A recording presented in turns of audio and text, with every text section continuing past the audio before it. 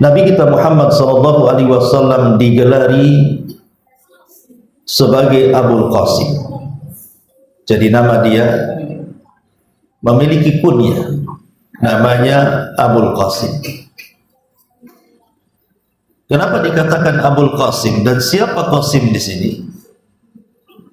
Kita tahu bahwa Nabi sallallahu alaihi wasallam memiliki putra dua dari Khadijah. Anak pertama namanya Qasim, tapi di usia 2 tahun meninggal. Kemudian setelah diangkat menjadi nabi, punya anak lagi laki-laki namanya Abdullah atau At-Tayyib, tetapi juga meninggal di waktu bayi.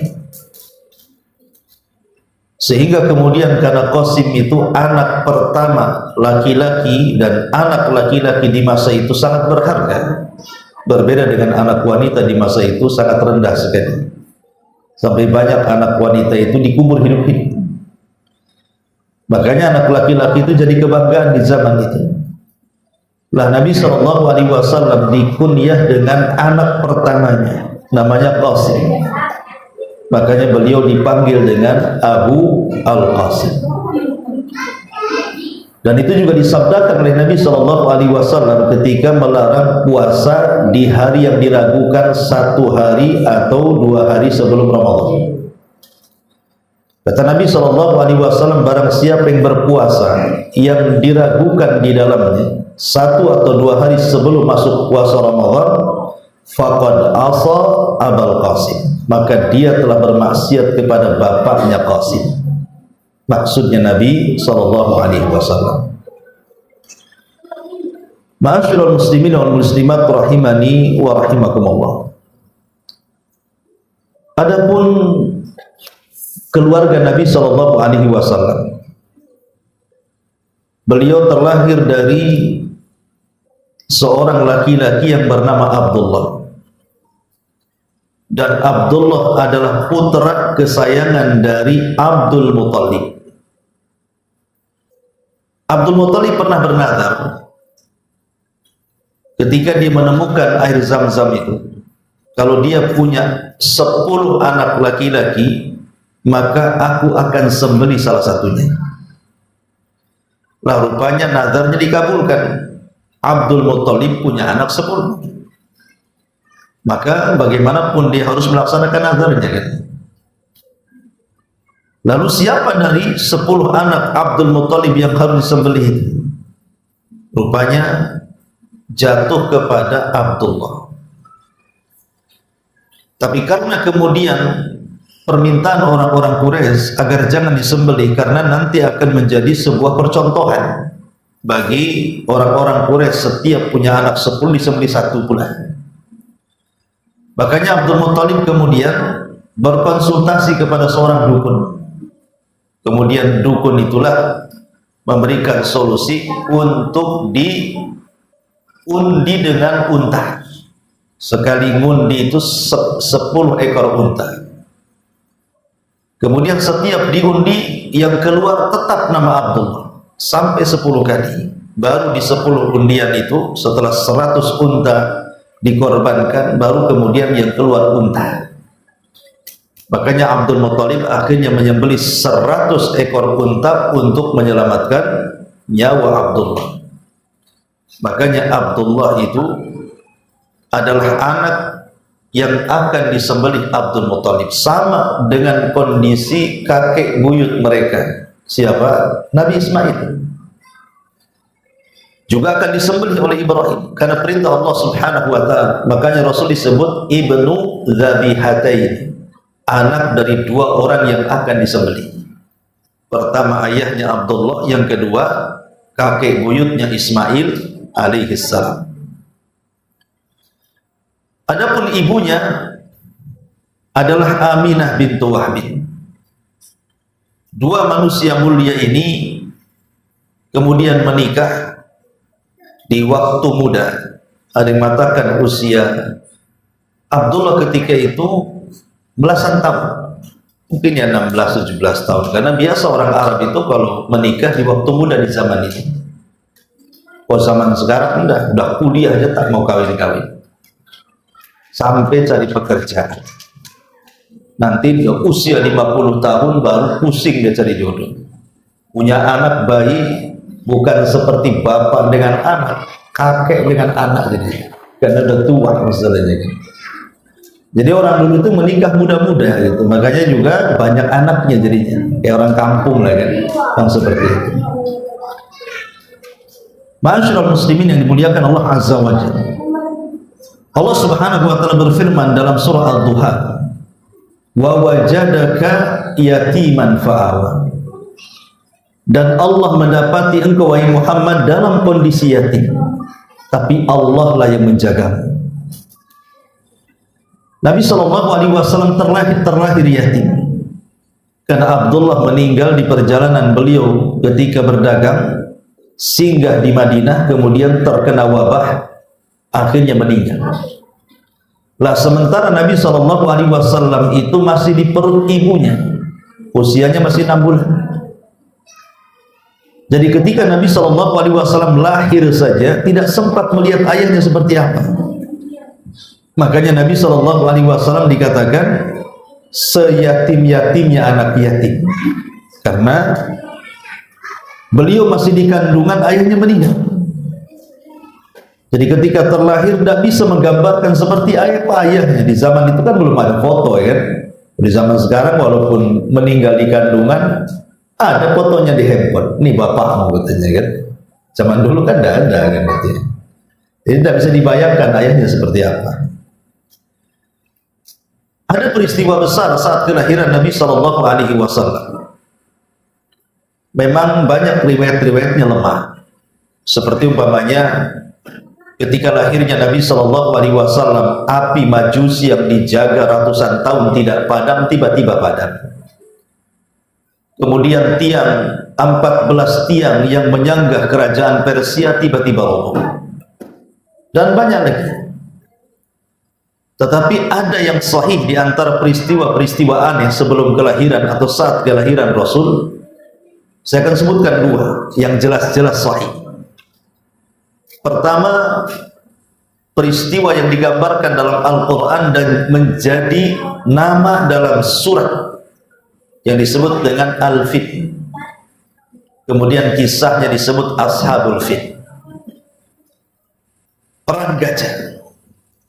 Lah perang gajah ini terjadi 1,5 bulan sebelum kelahiran Nabi, atau sekitar 50 hari sebelum kelahiran Nabi SAW terjadi penyerangan yang dilakukan oleh Abrahah al-Asram dengan pasukan gajahnya itu.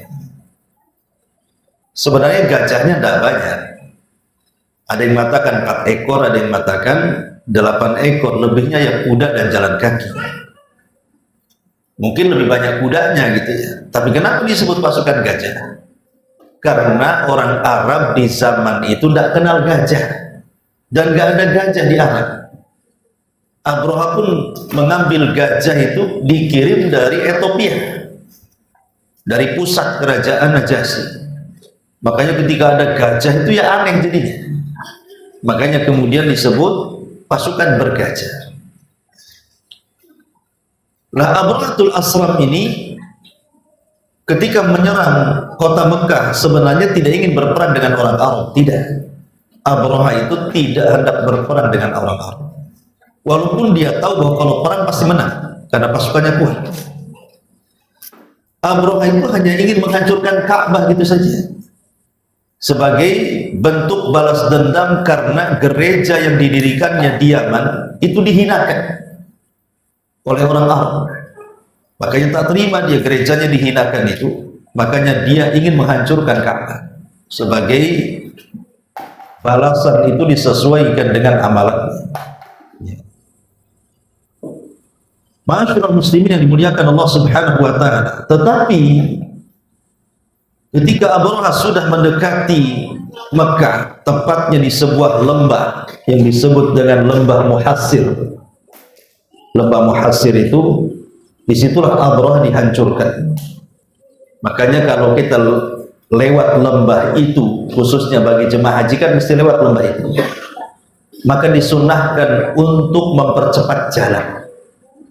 Kenapa demikian? karena kita tidak boleh singgah di tempat yang pernah diadab Allah.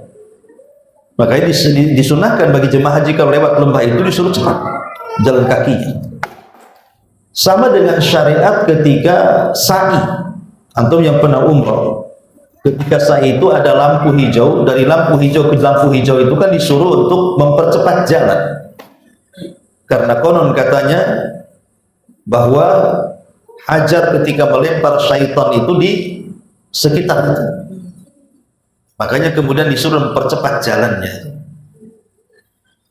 Kisahnya adalah ketika Abraha sampai di tempat yang disebut dengan lembah Muhassir itulah, maka tiba-tiba Allah Subhanahu wa ta'ala tidak berkenan untuk mengganggu Ka'bah Abrahatul Asram ini. Makanya kemudian diutuslah burung ababil yang kemudian menghancurkan sehancur-hancurnya pasukan Abrahatul Asram. Tidak ada yang selamat. Kalaupun ada yang selamat itu hanya untuk menceritakan peristiwa, habis itu mati. Ada yang selamat tapi hanya untuk menceritakan peristiwa saja, saksi mata, habis menceritakan kemudian meninggal. Sekarang pertanyaannya adalah, yang menyerang Ka'bah ini agamanya lebih dekat dengan kita, orang Nasrani. Itu kan lebih dekat dengan Islam, karena Nasrani diutus Nabi Isa. Kemudian mereka punya kitab namanya Injil. Sementara yang melindungi Ka'bah ini orang musyrik, penyembah berhala Lata, Uzza, Manat, Hubal kan? Kenapa Allah kemudian menolong orang-orang musyrik dan menghancurkan Abraha yang notabene Nasrani dan agamanya dekat dengan kita kan itu? Nasrani itu lebih sayang dengan kaum muslimin dibandingkan orang Yahudi atau orang musyrik. Dan itu nas Al-Quran, la tajidanna asyaddan nas adawatan lilladzina amanul yahud walladzina asyraku. Engkau akan mendapati manusia yang paling memusuhi orang-orang yang beriman. Siapa mereka? Pertama Yahudi, yang kedua orang musyrik. Ayat ini tidak menyebutkan Nasrani kan?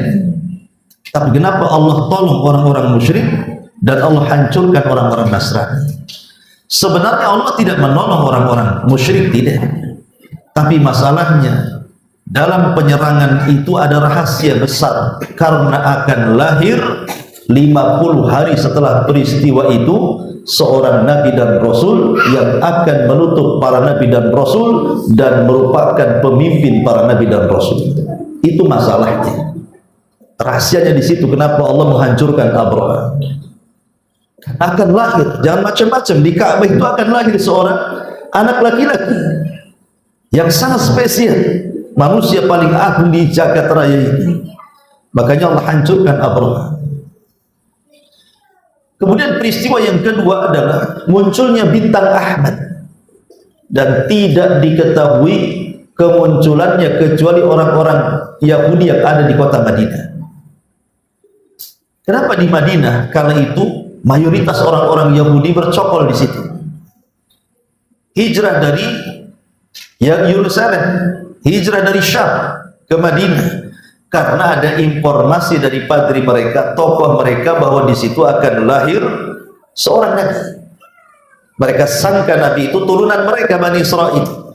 Rupanya salah. Nabi itu muncul dari Bani Ismail alias orang Arab yang selama ini menjadi musuh mereka. Lah ketika kemunculan bintang itu, semua tokoh-tokoh Yahudi keluar. Kemudian mereka mengatakan kepada orang-orang Yahudi yang ada di Madinah dan sekitarnya sampai kepada Khaybar, ada enggak di malam kemunculan bintang itu seorang anak yang lahir? Rupanya malam itu tidak ada orang yang lahir, orang-orang Yahudi. Jadi mereka penasaran, harusnya ada yang lahir, karena bintang Ahmad itu menunjukkan kelahiran Nabi yang mereka tunggu. Rupanya dari arah Mekah mereka mendengar di malam itu ada orang yang lahir dari rumah Aminah bintu Wahid. Maka ketika mereka mendengar bahwa justru di Madinah tidak ada bayi yang lahir, tapi lahirnya justru ada di Mekah, orang-orang Yahudi pun menangis dan mengatakan, zahabat nubuwatu Bani Israel, telah hilang kenabian Bani Israel dan telah berpindah kepada Bani Ismail. Artinya orang Yahudi mengakui itu. Tapi mereka karena hasadnya, kenapa Nabi itu lahir dari orang Arab, tidak lahir dari perut mereka Bani Israel. Sejak itulah Yahudi tidak pernah mau mengikuti Nabi kita sampai hari ini. Padahal Nabi SAW berdakwah di Madinah itu cukup lama, 10 tahun. Artinya kan lama, tapi tidak ada orang masuk Islam dari kalangan Yahudi kecuali kurang dari 10 orang. Dari sekian ribu orang Yahudi itu bisa dihitung dengan jari saja. Dan satu-satunya tokoh yang masuk Islam dari kalangan Yahudi adalah Abdullah ibn Salam. Selebihnya tidak ada tokoh Yahudi masuk Islam. Yang ada mereka menentang Nabi dan dakwah Nabi SAW. Ma'asyiral muslimin yang dimuliakan Allah Subhanahu wa taala. Ketika Nabi SAW lahir, kebiasaan orang Arab itu, ikhwan, mereka biasa menitipkan anak-anak mereka itu di Baduy. Jadi orang-orang kota di masa itu kalau lahir anak bayi, maka mereka akan menitipkan di pedesaan. Alasannya tentu banyak. Karena di kota ini banyak wabah, tidak sehat bagi anak-anak. Kemudian yang kedua, bahasa Arabnya pun sudah campur aduk. Lihat bahasa orang kota dengan orang desa, macam-macam kan. Bahasa orang kota ini sudah terkontaminasi dengan bahasa-bahasa macam-macam kan, bahasa gaul, bahasa ini, bahasa itu kan. Makanya sudah tidak steril lagi bahasanya. Karena tidak steril itulah makanya akhirnya Nabi SAW di masa bayi itu kemudian dititipkan di pedesaan. Ada sebuah kabilah namanya Bani Sa'idah. Kabilah Bani Sa'idah ini kebetulan sedang terjadi pacaklik hebat, tidak turun hujan. Lah sehingga kemudian para wanita yang memiliki anak bayi, mereka bersama suami mereka dari kabilah Bani Sa'idah, ya sekitar antara 30 sampai 40 wanita itu yang punya anak tentunya, karena kalau tidak punya anak kan tidak keluar air susu. Mereka berangkat ke Mekah, ke kota, untuk mencari bayi-bayi yang siap disusui, tentu dengan bayaran, ya. Dan semua mendapatkan bayi-bayi orang kaya. Sementara bayi Nabi kita Muhammad SAW ini kan udah miskin, yatim lagi. Jadi kalau orang-orang Bani Sa'idah melihat bayi Nabi dan ditawari oleh Aminah itu ditolak, nggak mau gitu. Saya mau bayi ini apa nanti dapatnya? Kan tujuan mereka kan memang cari uang gitu ya dengan menyusui. Sementara Nabi ini miskin, orang tuanya miskin, apalagi anak yatim lagi. Jadi nggak ada yang mau. Sehingga ada seorang wanita yang telah datang, namanya Halimah Sa'diyah, dan juga suaminya itu mencari-cari bayi orang kaya, tapi sudah nggak ada lagi. Tersisa satu bayi. Itulah putra Aminah Nabi kita Muhammad SAW. Awalnya tidak mau, tapi suaminya mendesak, saudara, daripada pulang tak bawa bayi, katanya kan, ambil saja, mudah-mudahan ada kebaikan, kata suaminya. Akhirnya kemudian bayi itu diambil. Subhanallah, ketika Nabi SAW kecil itu berada di pangkuan Halimah Sa'diyah, susunya Halimah Sa'diyah itu kurang bagus sebenarnya, dan dia pun sedang kecapean bersama suaminya dengan anak bayinya yang habis melakukan perjalanan yang cukup jauh. Mereka sudah tidak punya tenaga untuk pulang. Tapi ketika kemudian mereka mengambil bayi Nabi Muhammad SAW, tiba-tiba kemudian kambing yang tidak mengeluarkan air susu itu, ternyata air susunya banyak dan bisa diperah. Kemudian mereka meminum dari susu kambing itu, sehingga air susu yang ada pada Halimah itu juga melimpah.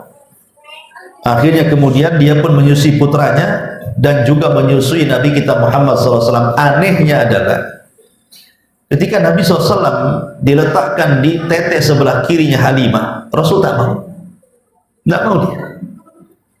Tapi kalau diletakkan di tete sebelah kanan, dia mau. Kenapa demikian? Seolah-olah Rasul kecil tahu bahwa tetek sebelah kiri Halimah itu untuk putranya Halimah yang masih bayi, ya saudara sepersusuannya.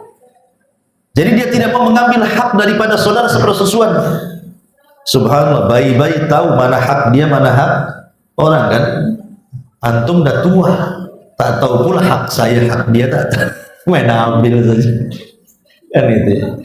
Ini bayi-bayi tahu hak dia. Ini tidak boleh diambil. Ini hak saudara persusuan saya. Jadi dia hanya milih tetek sebelah kanan saja. Subhanallah, malam itu mereka bisa tidur dengan nyenyak di Mekah. Dan ketika mereka terbangun di pagi hari, Allah berikan kekuatan, hilang sakitnya. Bahkan kambingnya gemuk-gemuk, bahkan untanya yang krempeng itu seolah-olah memiliki kekuatan. Sementara kawan-kawannya sudah pulang duluan berhari-hari. Tapi disitulah letaknya ada irhasat, keanehan dan keajaiban. Jadi ketika mereka pulang, itu Atan, unta kurusnya itu tiba-tiba melaju dengan kencang seolah-olah tidak punya capek, sampai mampu menyusul kawan-kawannya yang sudah mengambil bayi dan sudah berjalan berhari-hari. Tiba-tiba dia sendiri yang duluan sampai di kabilah Bani Sa'idah, kawan-kawannya tertinggal. Pada secara logika tidak mungkin, tapi itulah irhasat, keanehan yang Allah tunjukkan akan kelahiran Nabi Sallallahu Alaihi Wasallam. Lah ketika Nabi Sallallahu Alaihi Wasallam berada di Bani Sa'idah, di rumahnya Halimah Sa'diyah itu, Nabi Sallallahu Alaihi Wasallam ya umumnya orang menyusui itu kan 2 tahun, 2 tahun saja kan, kemudian disapi. Umumnya menyusui bayi itu 2 tahun, dan begitu perintah Quran. Ya, bahwa menyusui itu 2 tahun, kalau sudah 2 tahun disapi. Jadi setelah 2 tahun disusui oleh Halimah, dikembalikan kepada ibunya ke Mekah. Padahal sebenarnya Halimah masih berat untuk mengembalikan Rasul. Kenapa? Karena selama Rasul berada di pangkuan Halimah itu banyak peristiwa aneh. Ya salah satunya kemudian sering hujan, kambing-kambingnya pun makin gemuk, rezekinya dimudahkan. Pokoknya sangat menguntungkan keberadaan Rasul di tengah-tengah keluarga Halimah ini. Tapi kan perjanjiannya 2 tahun, masalahnya dikembalikan.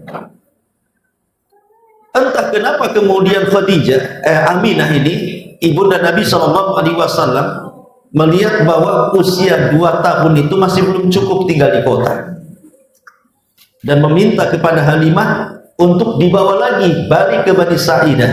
Dan tentu Halimah sangat senang sekali. Itu yang diharapkan kan itu. Makanya akhirnya Nabi Shallallahu Alaihi Wasallam pun selama hampir kurang lebih 6 tahun berada di pangkuan Halimah Sa'diyah. Lah di akhir-akhir kekhawatiran Halimah yang kemudian memulangkan Rasul itu, sebenarnya Halimah tidak mau memulangkan Rasul, tetapi karena ada peristiwa yang menakutkan. Jadi ketika Nabi Shallallahu Alaihi Wasallam sedang bermain-main dengan saudara sepersusuannya, Abdullah putra Halimah, tiba-tiba kemudian datang 3 malaikat, malaikat Jibril dan 2 malaikat yang lainnya, tiba-tiba menangkap Rasul yang masih usianya masih kecil kan itu. Setelah ditangkap tiba-tiba dibelah dadanya, dan itulah pembelahan dada pertama Nabi. Tiba-tiba diambil jantungnya, kemudian dicuci dengan air zam-zam di bejana emas, kemudian dimasukkan lagi, kemudian dijahit kembali, dan itu disaksikan oleh saudara sepersusuan. Namanya anak-anak usia 5-6 tahun tentu polos, cerita sama ibunya. Ibunya ketakutan, apalagi setelah kemudian melihat bekas jahitannya masih ada. Dan tentu ini medis malaikat. Kalau medis manusia dah matilah, pakai alat bius ada mati jerit-jerit. Ini kan medisnya malaikat. Ya. Jadi kuasa Allah Subhanahu wa Ta'ala, Rasul tidak merasakan sakit. Lah karena kekhawatiran jangan-jangan yang mendatangi bukan malaikat, jangan-jangan yang mendatangi setan, jangan-jangan yang mendatangi genderuwo, macam-macam lah kekhawatiran Halimah itu, makanya oleh Halimah di usia 6 tahun dikembalikan kepada Khadijah, kepada Aminah. Tapi anehnya ketika kemudian Halimah menceritakan peristiwa itu, peristiwa tentang hal yang menakutkan, pembelahan dada itu, kok Akhirnya nggak ada khawatir di raut muka Aminah. Sampai Aminah mengatakan, aku tidak heran dengan anakku, karena peristiwa yang lebih memukau saat kelahiran aku pernah menyaksikannya, kata. Jadi saat Rasul dilahirkan, sebagaimana Rasul sendiri yang cerita, ketika dilahirkan oleh Aminah, tiba-tiba memancar cahaya dari rahimnya, kemudian melesat ke arah timur dan barat, seolah-olah ingin mengatakan bahwa bayi ini kelak kalau sudah tumbuh dewasa akan menguasai Persia dan Romawi, karena cahayanya melesat ke sana. Jadi Aminah ya biasa-biasa saja, tapi karena Halimah sudah ketakutan, akhirnya Halimah pun kemudian pulang dengan menyerahkan baik-baik Nabi SAW kepada pangkuan ibundanya Aminah bintu Wahab. Nah, setelah kemudian Nabi SAW pulang kembali kepada Aminah, karena kita tahu Nabi SAW itu disusui oleh 3 wanita. Pertama yang menyusui Rasul adalah ibunda sendiri, ibunya Aminah.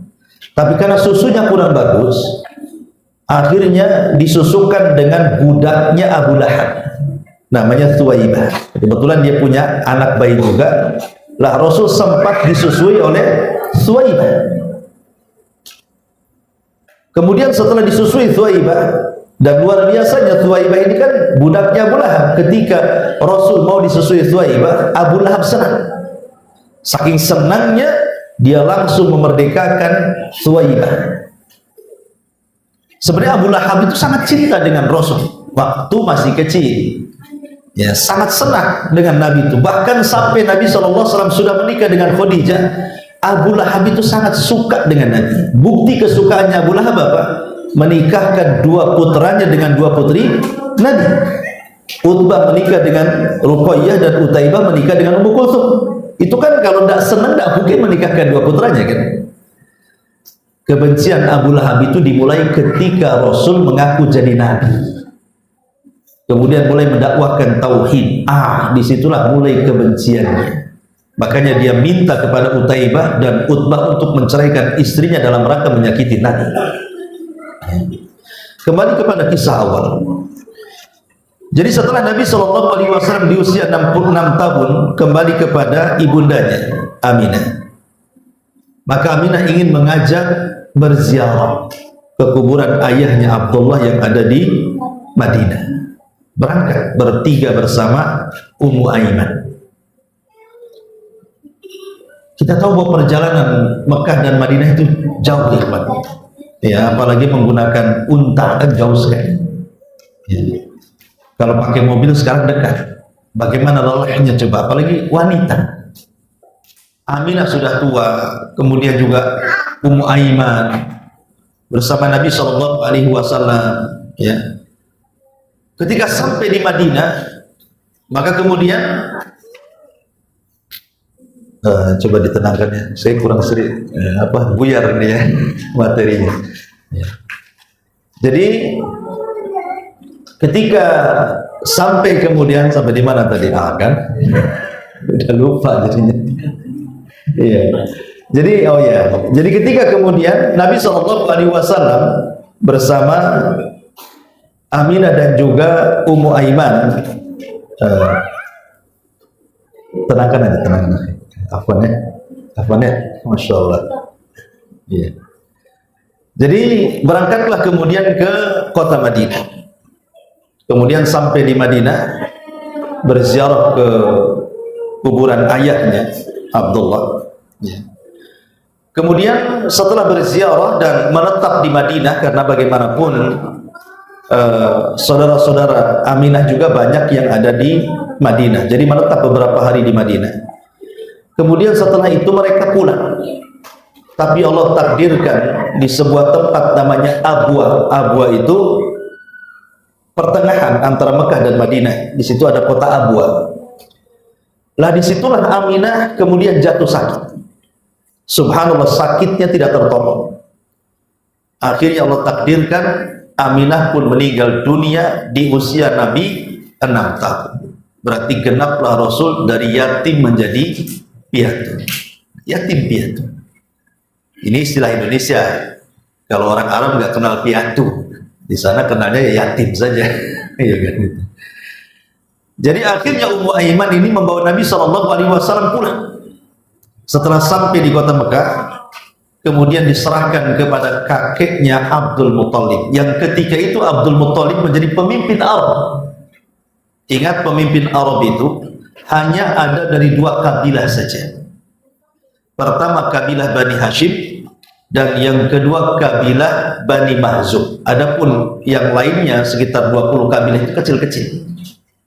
Kalau keseluruhannya disebut Quraisy, ya. Jadi Quraisy ini terdiri dari banyak kabilah. Yang paling besar itu Bani Hashim dengan Bani Mahzum. Lah kebetulan ketika itu Mekah dikuasai oleh Bani Abdi Manaf, Bani Hashim, oleh kakeknya Rasul namanya Abdul Muthalib. Tapi setelah wafatnya Abdul Muthalib diganti kepemimpinan oleh Bani Mahzum. Siapa? Abu Jahal penggantinya, yang dikenal dengan Amr bin Hisham, dikenal dengan Abu Jahal. Ya.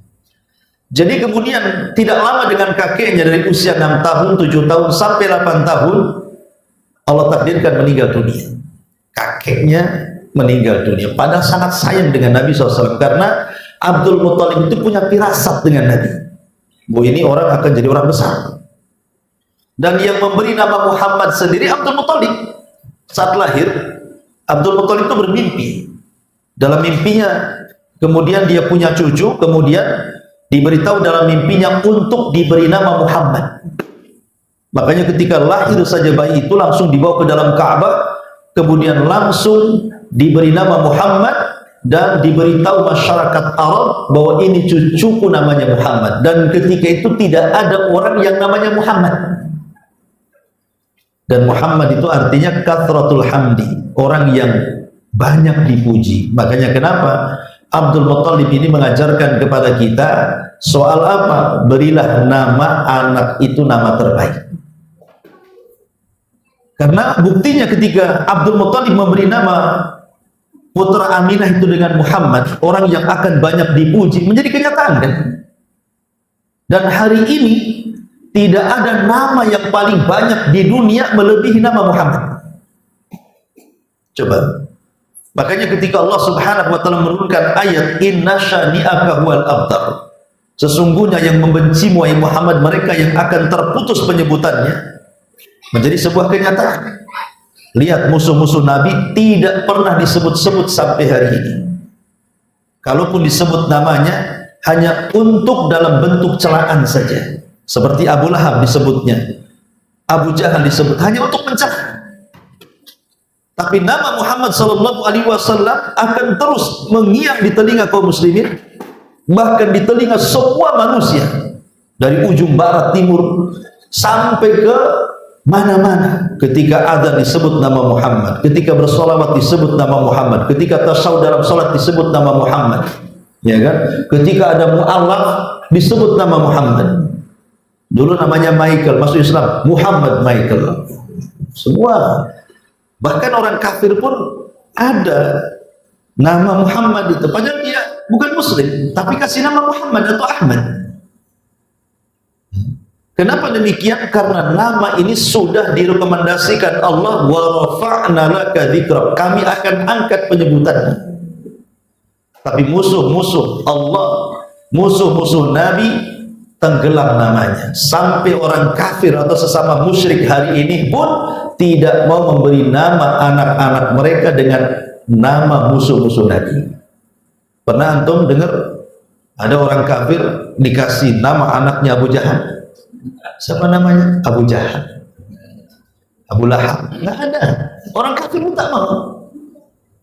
Coba ya, orang kafir pun benci dengan nama itu. Buktinya tidak ada anak-anak orang kafir dikasih nama musuh-musuh Nabi. Itulah terputusnya penyebutan mereka. Nah, setelah kemudian usia Rasul SAW di 8 tahun, kemudian kakeknya meninggal Abdul Muthalib, maka sebelum meninggal Abdul Muthalib bertitip pesan kepada siapa? Abu Thalib. Kenapa Abu Thalib? Paman Nabi banyak yang kaya, Abu Lahab kaya, Hamzah kaya. Kenapa dititipkan kepada Abu Thalib yang miskin? Pamannya Rasul itu banyak loh. Pamannya Rasul banyak yang kaya-kaya itu. Tapi kenapa diserahkan dan diwasiatkan untuk merawat Rasul itu kepada Abu Thalib? Karena Abdul Muthalib itu istrinya banyak. Istrinya banyak, anaknya juga banyak. Dan yang seibu sebapak dengan ayahanda Rasul itu adalah Abu Thalib, itu saudara kandung. Adapun paman-paman Rasul yang lain itu saudara seibu. Tentu ketika saudara itu sekandung, ikatan emosionalnya itu kan lebih erat gitu ya. Makanya kemudian Abdul Muthalib lebih memilih Abu Thalib untuk merawat Nabi Shallallahu Alaihi Wasallam. Padahal anaknya banyak dan miskin Abu Thalib itu. Rupanya memang Allah sudah mentakdirkan seperti itu. Rasul harus memang digembleng dari kecil supaya hidup prihatin, diajari kesabaran karena dia akan menjadi orang sukses nantinya. Ma'asyiral muslimin yang dimuliakan Allah Azza wa Jalla, ketika Nabi SAW di usia 8 tahun kemudian beralih tangan kepada Abu Thalib. Abu Thalib juga sayangnya kepada Rasul melebihi anak-anaknya. Luar biasa. Jadi Abu Thalib itu sayangnya kepada Rasul itu luar biasa, melebihi anak-anaknya. Ketika Nabi SAW kemudian di usia 12 tahun, biasa usia 12 tahun, 13 tahun, belasan tahun lah, walaupun belum balik. Orang-orang Quraisy itu sudah biasa mendidik anak-anak mereka sedari kecil untuk menjadi pembisnis ulung. Karena yang namanya darah perdagangan, dunia bisnis, dunia dagang itu sudah mengakar mengurat di tubuh orang-orang Quraisy sampai kepada anak-anaknya. Jadi anak-anak Quraisy itu cita-cita mereka ingin jadi pedagang. Semua orang-orang Quraisy, termasuk Nabi Shallallahu Alaihi Wasallam. Makanya ketika kemudian Abu Thalib melakukan perjalanan dan usia Rasul sudah 12 tahun, maka Rasul meminta untuk diajak. Maka karena sayangnya, akhirnya kemudian diajak juga Rasul untuk dilatih berniaga. Berangkatlah dari Mekah ke Syam. Rupanya sampai di perbatasan Syam, tiba-tiba kemudian dicegat oleh seorang pendeta. Ada yang mengatakan pendeta ini adalah pendeta yang sangat ekstrim di kanisahnya, di tempat ibadah, sehingga diusir.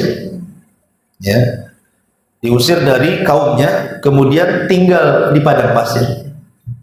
Ada yang mengatakan pendeta ini punya pengawal dukun, dan dukun ini suka ngeramal.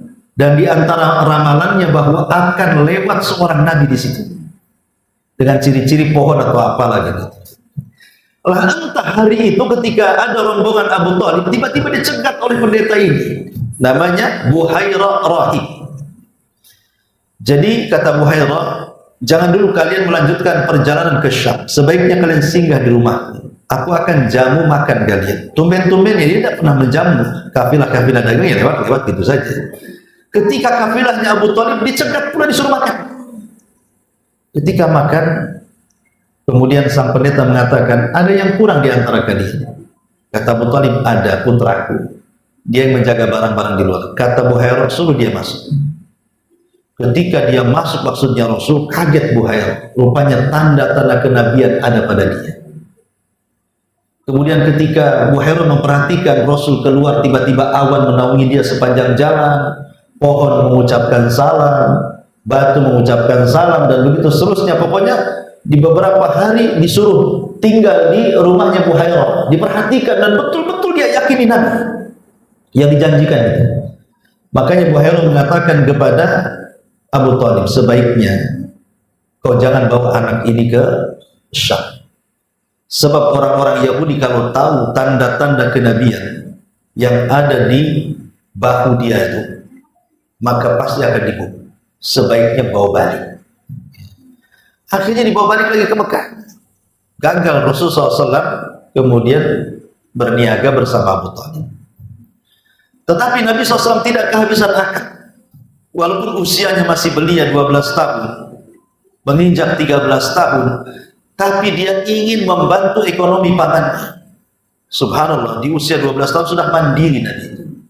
Dia ingin membantu ekonomi pamannya. Dengan cara apa? Dia melihat anak-anak seusia dia. Apa kerjaannya? Rupanya banyak anak-anak di usia dia dan di atas dia itu banyak yang menjadi penggembala kambing. Jadi cari orang kaya, nanti dirawat kambingnya, nanti dihargai murah. Jadi murah sekali ongkosnya. Tapi Nabi SAW tetap mengambil pekerjaan itu karena dia memikirkan jasa pamannya. Dia ingin membalas. Dia tidak merepotkan. Di sini pelajaran besar. Lihat bagaimana di usia 12 menginjak 13 itu Rasul mengajarkan kepada kita kemandirian hidup.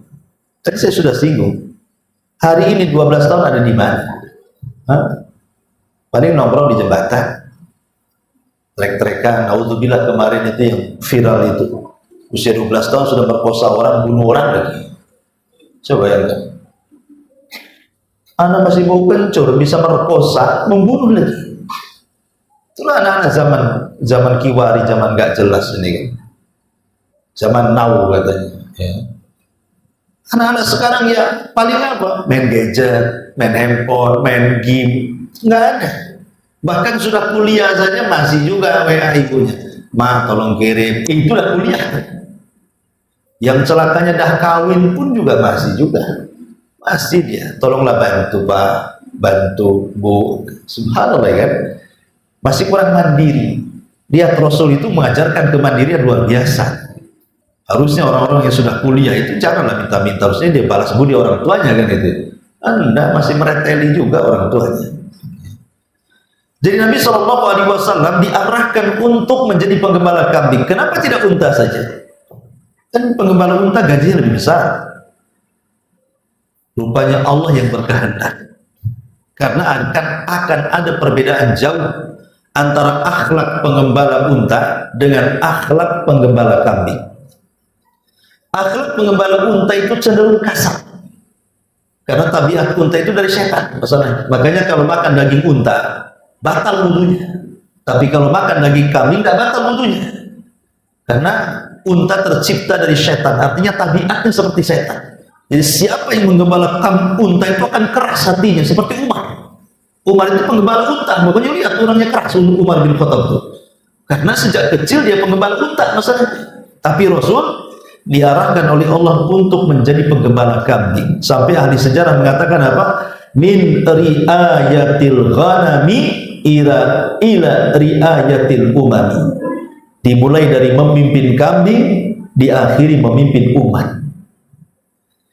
Jadi modal Nabi SAW untuk memimpin umat itu berawal dari memimpin kambing.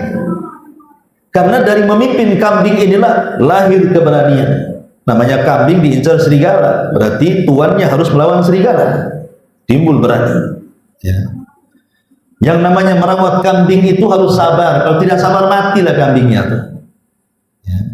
Kalau merawat kambing itu harus penuh dengan kasih sayang.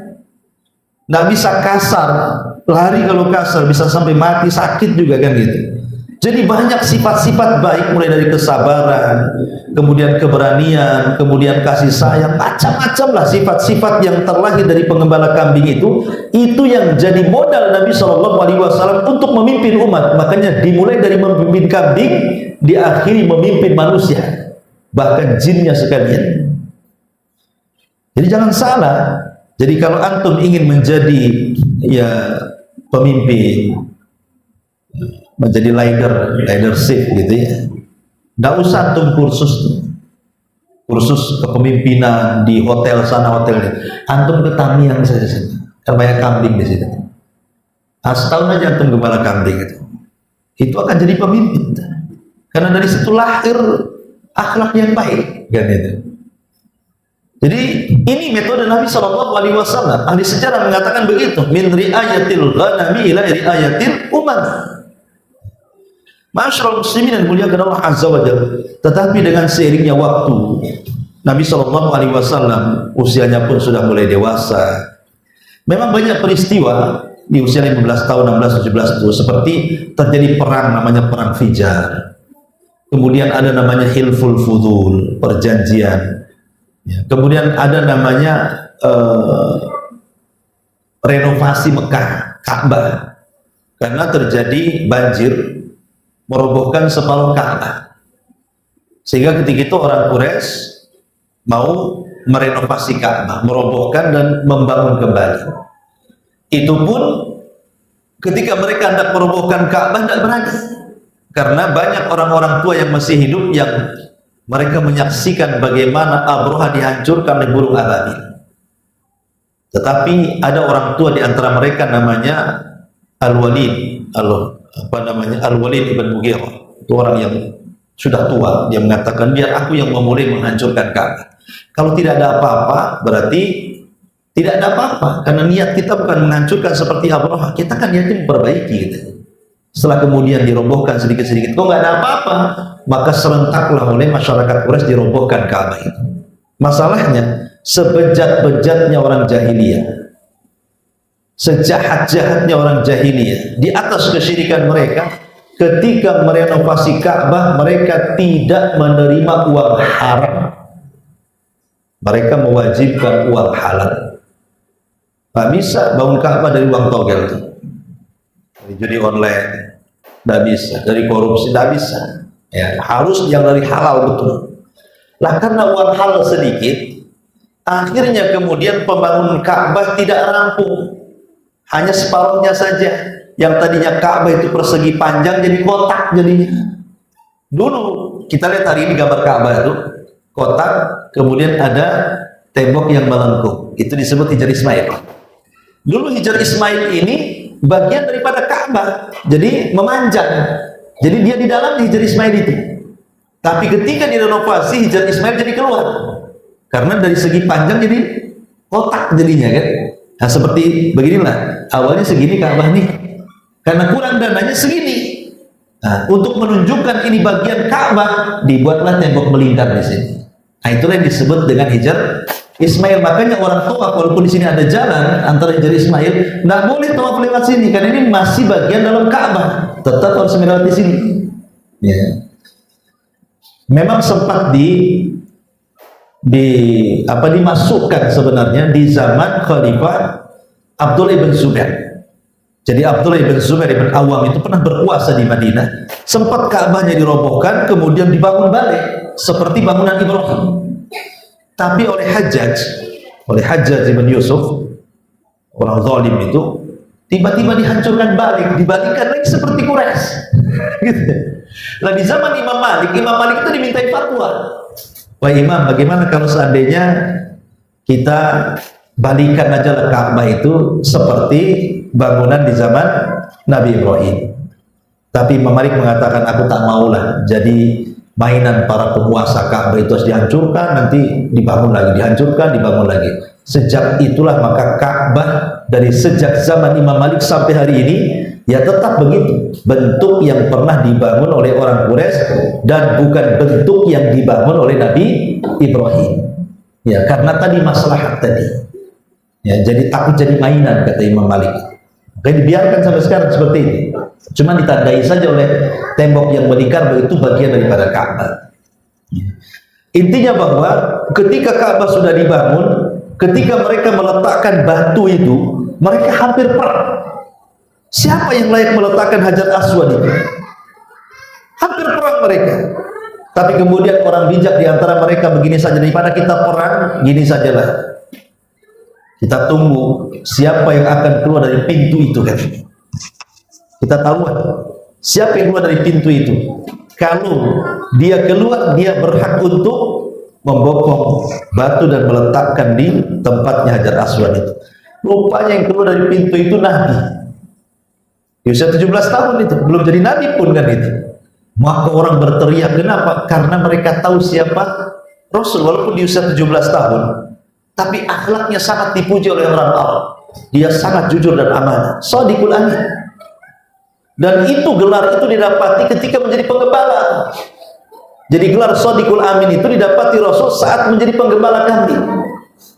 Jadi kawan-kawan seusianya nih, kalau seandainya ada acara di luar, entah menghadiri pernikahan, entah ulang tahun, entah apa gitu kan tidak mungkin mereka meninggalkan kambing-kambing tuannya. Bisa hilang, bisa kabur, bisa didenda sama tuannya kan. Akhirnya mereka menitipkan kepada Rasul. Ya bahasa kita, titip dulu kambingnya, saya ada acara gitu ya. Dan Rasul sangat senang dititipi kambing. Anehnya Walaupun nitip kambing itu ribuan ekor, bahkan bukan ratusan ekor, ribuan ekor dari teman-temannya, tidak ada satu kambing pun yang hilang, tetap dirawat Rasul dan makin gemuk. Maka teman-temannya sejak itu melakobi Rasul dengan sebutan orangnya jujur, orangnya amanah. Jadi kalimat itu tersebar di kawan-kawan Nabi sesama penggembala kambing awalnya. Tapi kemudian setelah Nabi dewasa, mulai terkenal nama itu bukan hanya di antara para penggembala kambing, tapi seantero Mekah. Bahkan rumah Rasul menjadi rumah titipan. Ya, jadi kalau ada orang mau safar, zaman dulu kan belum ada ATM, ya uang pun masih digondol dengan karung kan gitu ya. Kalau sekarang kan pakai ATM, tinggal gosok aja. Dulu ya pakai bawa karung lah kan gitu ya. Apalagi zaman dulu kan pakai emas, pakai perak gitu uangnya. Nggak mungkin mereka dibawa dagang ke Syam, bisa dirampok orang kan gitu. Maka biasa dititipkan di rumah Nabi. Makanya Nabi itu adalah orang yang mengasas pertama perbankan Islam. Sebelum ada sekarang bank-bank syariah, Nabi sudah buat bank syariah duluan. Ya, betul-betul bank syariah, penitipan, wadah. Jadi Nabi SAW memang sudah dikenal akhlaknya shadiqul amin. Makanya ketika meletakkan Hajar Aswad, Rasul ingin menyatukan semuanya. Padahal menjadi Nabi itu. Kata Rasul gini sajalah, ambil kain, letakkan Hajar Aswad di tengah, masing-masing pegang kain, ayo kita hantarkan Hajar Aswad ke tempatnya. Subhanallah. Masing-masing senang dengan ide itu. Jadi nggak jadi perang gitu kan. Lihat bagaimana di usia 17 tahun Nabi sudah bisa menyatukan semua kabilah yang hendak perang gara-gara meletakkan batu. Biasa ya.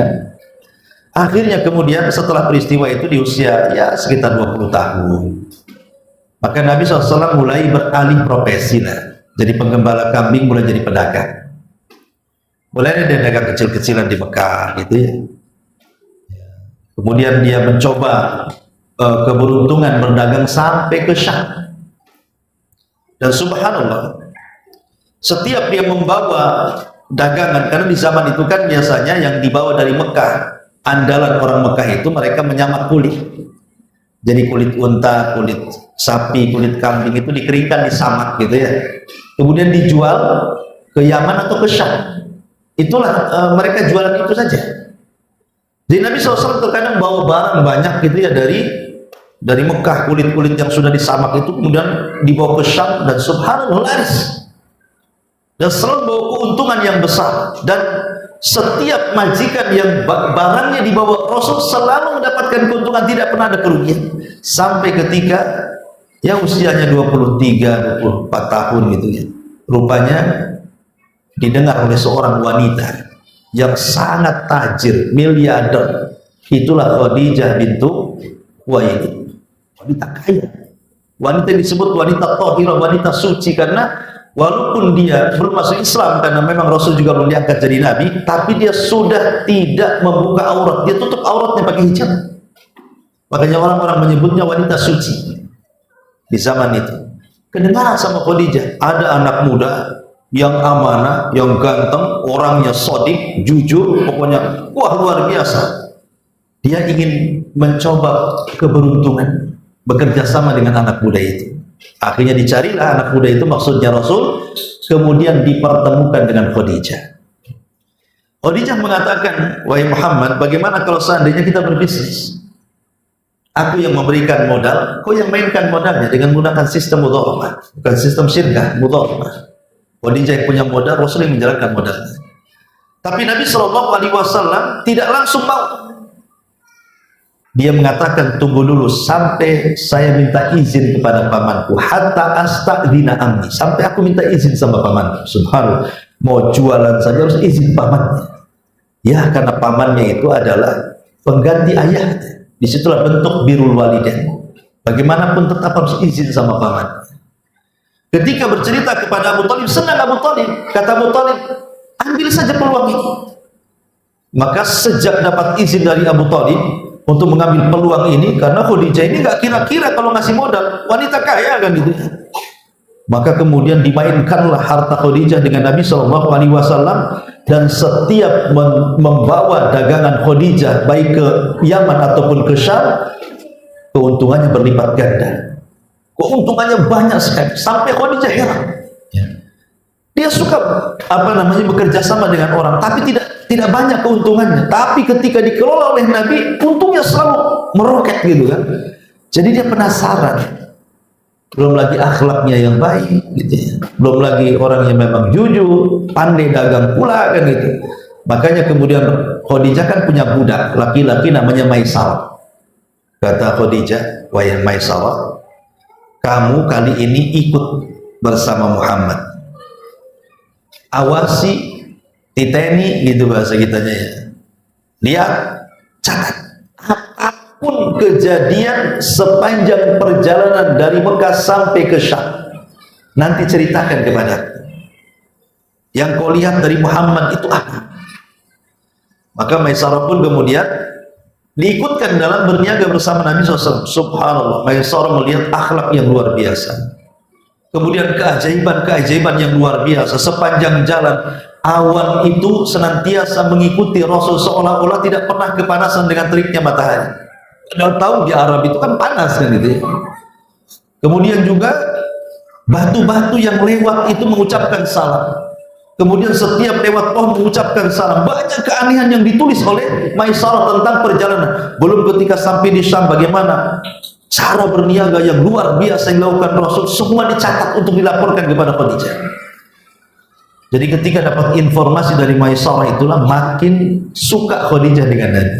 Belakangan jatuh cinta. Akhirnya ingin menikah dengan Rasul. Lah ketika itulah keinginannya dikemukakan kepada saudarinya namanya Nafisah. Jadi Khadijah mengatakan kepada Nafisah, Nafisah, kau datanglah kepada Muhammad. Mau nggak dia nikah sama? Coba, bukan Rasul yang datang kepada Khadijah, mau nggak nikah dengan aku? Ya nggak mungkin majikannya kan gitu ya. Dia ngasih modal, kurang ajar bahasanya. Ini nggak majikannya. Kalau antum di posisi Nabi, ada janda, kaya, akhlaknya bagus gitu ya, miliarder, rumahnya di mana-mana, datang ke antum yang kere, mau nggak nikah dengan aku? Kira-kira jawaban antum apa? Mau gitu. Besok gitu.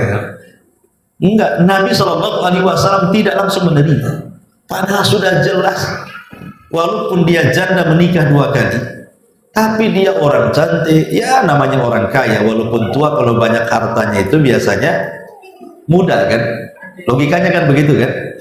Kalau ada orang kaya, kemudian dia usianya sudah ya 40 tahun, 40 tahun kalau dijam 40 tahun ketika menikah dengan Rasul. Lihat orang-orang kaya di usia 40 tahun itu tak kelihatan tua kan? Ya karena mereka punya duit, bisa merawat. Coba orang miskin, jangan cerita 40 tahun, 20 tahun kayak nenek-nenek, karena tidak ada perawatan, tidak bisa beli skincare atau apa istilahnya kan gitu ya. Apalagi disuruh kerja sama orang tuanya, bantu orang tuanya, apalagi pun kerjanya dipanas-panaskan. Makanya lihat, Nabi SAW mendapatkan keberuntungan yang luar biasa, tapi Rasul tidak langsung mengiyakan. Dia mengatakan apa? Tunggu dulu wahai Nafisah, bilang sama Khadijah, tunggu sampai aku minta izin paman. Lagi-lagi dia minta izin paman. Mau dagang minta izin, mau nikah pun minta izin. Subhanallah, birrul walidain. Ya. Orang sekarang mana, apalagi antum anak rantau. Antum kawin di Batam, orang tua tak tahu. 10 tahun di Batam pulang bawa 5 anak. Bingung orang tua ini siapa kan? Gak ada izin-izin ya kan. Tapi Rasul ini mengajarkan bagaimana birrul walidain. Mengajarkan birrul walidain. Ya. Masyaallah muslimin yang dimuliakan Allah Azza wa. Singkat kata, akhirnya menikahlah Rasul dengan Khadijah dan dilamarkan oleh Abu Thalib. Subhanallah, belum pernah terjadi di mana seorang laki-laki melamar seorang wanita yang maharnya itu sangat fantastis dan sangat menghargai seorang wanita di zaman itu. Tidak ada laki-laki yang menghargai wanita di zaman itu. Tapi Nabi SAW memberikan contoh, beginilah akhlak, bagaimana cara memuliakan seorang wanita. Maka Nabi SAW kemudian di usia 25 tahun dan sudah menjadi pedagang sukses gitu ya, dia pun berhasil mengumpulkan banyak uang, kemudian dia membeli 20 ekor unta betina, dan unta betina itu lebih mahal dibandingkan unta jantan, dengan uang sekitar ya 400 dirham. Ya 400 dirham ya berapa lah ya, banyak juga 400 dirham. Karena rata-rata Nabi Shallallahu Alaihi Wasallam kalau menikah itu maharnya 400 dirham dengan semua istri. Istrinya Rasul kan 11, ya, baik dengan Aisyah maharnya 400 dirham, kemudian dengan Saudah juga 400 dirham, dengan Hafsah rata-rata mahar Rasul itu 400 dirham, kecuali Khadijah. Khadijah itu plus uang plus unta, jadi luar biasa maharnya. Karena memang itulah wanita yang paling dicintai Nabi Shallallahu Alaihi Wasallam. Dan selama menikah dengan Khadijah, Rasul tidak pernah poligami dan sangat mencintai Khadijah. Makanya kematian Khadijah itu sangat memukul Nabi sampai tahunnya disebut tahun kesedihan. Setahun tidak bisa melupakan Khadijah. Makanya luar biasa Khadijah di mata Nabi Shallallahu Alaihi Wasallam, sampai satu hari Aisyah itu pernah cemburu. Karena biasanya begini, kalau ada saudari Khadijah bertamu ke rumah Rasul, Rasul ini terkadang suara saudari dengan Khadijah itu hampir mirip-mirip suaranya. Jadi kalau diingatkan dengan suara saudarinya Khadijah, teringat dengan Khadijah. Kalau teringat dengan Khadijah, langsung menyembelih kambing, kemudian dagingnya dibagi-bagikan ke saudara-saudara dan teman-teman Khadijah. Sehingga Aisyah ini heran dengan perlakuan Nabi kepada Khadijah dan mengatakan, Rasul, di depanmu ada gadis masih muda, cantik, kok bisa kamu memuji nenek-nenek yang sudah mati? Jadi Aisyah cemburu gitu kan, dia sudah mati, sudah nenek-nenek pun, di depanmu ada gadis cantik, kok kamu gak tertarik dengan aku? Asli dia aja disebut-sebut. Kadang-kadang ikhwan, ini kalau istri Nabi saja berpoligami bisa cemburu sama orang yang sudah meninggal ya, begitu. Jadi akhirnya kemudian Rasulullah SAW ingin menjelaskan posisi Khadijah di mata Aisyah. Kenapa begitu sayang dengan Khadijah dan cinta? Maka Rasul mengatakan, ya Aisyah, bukan begitu. Khadijah itu wanita yang pertama beriman di saat manusia kafir. Khadijah wanita yang pertama membenarkan di saat manusia mendustakan. Khadijah yang menginfakkan semua hartanya di saat manusia bakhil, dan dari rahimnya lahirlah keturunanku, dan ini tidak ada pada istri-istriku termasuk aku. Enggak, terus ya dijelaskan, makanya Aisyah langsung terdiam. Jadi masyarakat muslimin yang dimuliakan Allah Azza wa Jalla, maka menikahlah Nabi dengan Khadijah. Akhirnya lahir dari perut Khadijah 2 laki-laki dan 4 wanita. Lahirlah Qasim, lahirlah Abdullah. Kemudian dari wanita dimulai dari Zainab yang paling tua, kemudian di bawah Zainab ada Ruqayyah, di bawah Ruqayyah ada Ummu Kulthum, di bawah Ummu Kulthum ada Fatimah. Jadi semua putra putri Rasul ada 6 dari rahim Khadijah. Adapun Ibrahim bukan dari rahim Khadijah, tapi rahim dari budaknya namanya Maria Qibtiyah. Jadi putra Rasul semuanya 7, 6 dari Khadijah, 1 dari Maria Qibtiyah ya. Kemudian Nabi Shallallahu Alaihi Wasallam ketika menikah dengan Khadijah, betul-betul Khadijah menyerahkan semua kekayaannya. Seolah-olah Khadijah ingin mengatakan, ini rumah milikmu, ini modal milikmu, ini semua uang di ATM milikmu, ini aset-aset milikmu, semua diserahkan kepada Nabi. Kenapa Khadijah begitu percaya dengan Nabi? Kalau zaman sekarang antum nikah dengan janda kaya, nggak ada ceritanya. Ini rumah untuk akang, ini mobil untuk abang, ini tanah untuk emas, nggak ada ceritanya. Yang ada ke notaris, ini milikku, milikmu juga kesana ke notaris kan gitu. Nanti kalau cerai tak bisa kita main ambil-ambil kan ya. Karena antum ini model kan dipercaya. Kalau nikah sama janda kaya pasti antum nikah lagi masalahnya. Makanya dinotariskan kekayaannya gitu. Oh, di janda yakin dengan Rasul, pasti dia amanah, setia. Subhanallah ya. Akhirnya kemudian memang Rasul menjadi peniaga besar. Bagaimana tidak, semua yang dulunya modal sedikit sekarang semua modal dipegang dia, semua usaha dipegang dia. Apa enggak jadi pedagang besar Nabi? Jadi Nabi itu menjadi pedagang sukses besar sekali. Disitulah dia kenal dengan orang-orang sesama pedagang besar. Ya namanya Pedagang besar ya pasti kawannya juga pedagang besar kan. Gitu. Kalau pedagang kecil ya dengan pedagang kecil. Orang jual es cincau ya kawannya sama-sama jual es, kayak gitu ya. Tak mungkin jual es cincau pula kawannya yang punya PT Timah, kan nggak ketemu kan. Jadi Nabi ya kawannya dengan pedagang-pedagang besar, disitulah kenal Abu Bakar, kenal Utsman, kenal Abdurrahman, kenal pedagang-pedagang Abu Ubaidah, kenal jadinya tokoh-tokoh yang kelak justru mereka masuk Islam. Tapi Nabi sudah kenal ya dengan pedagang-pedagang sukses ini di masa dia jadi pedagang.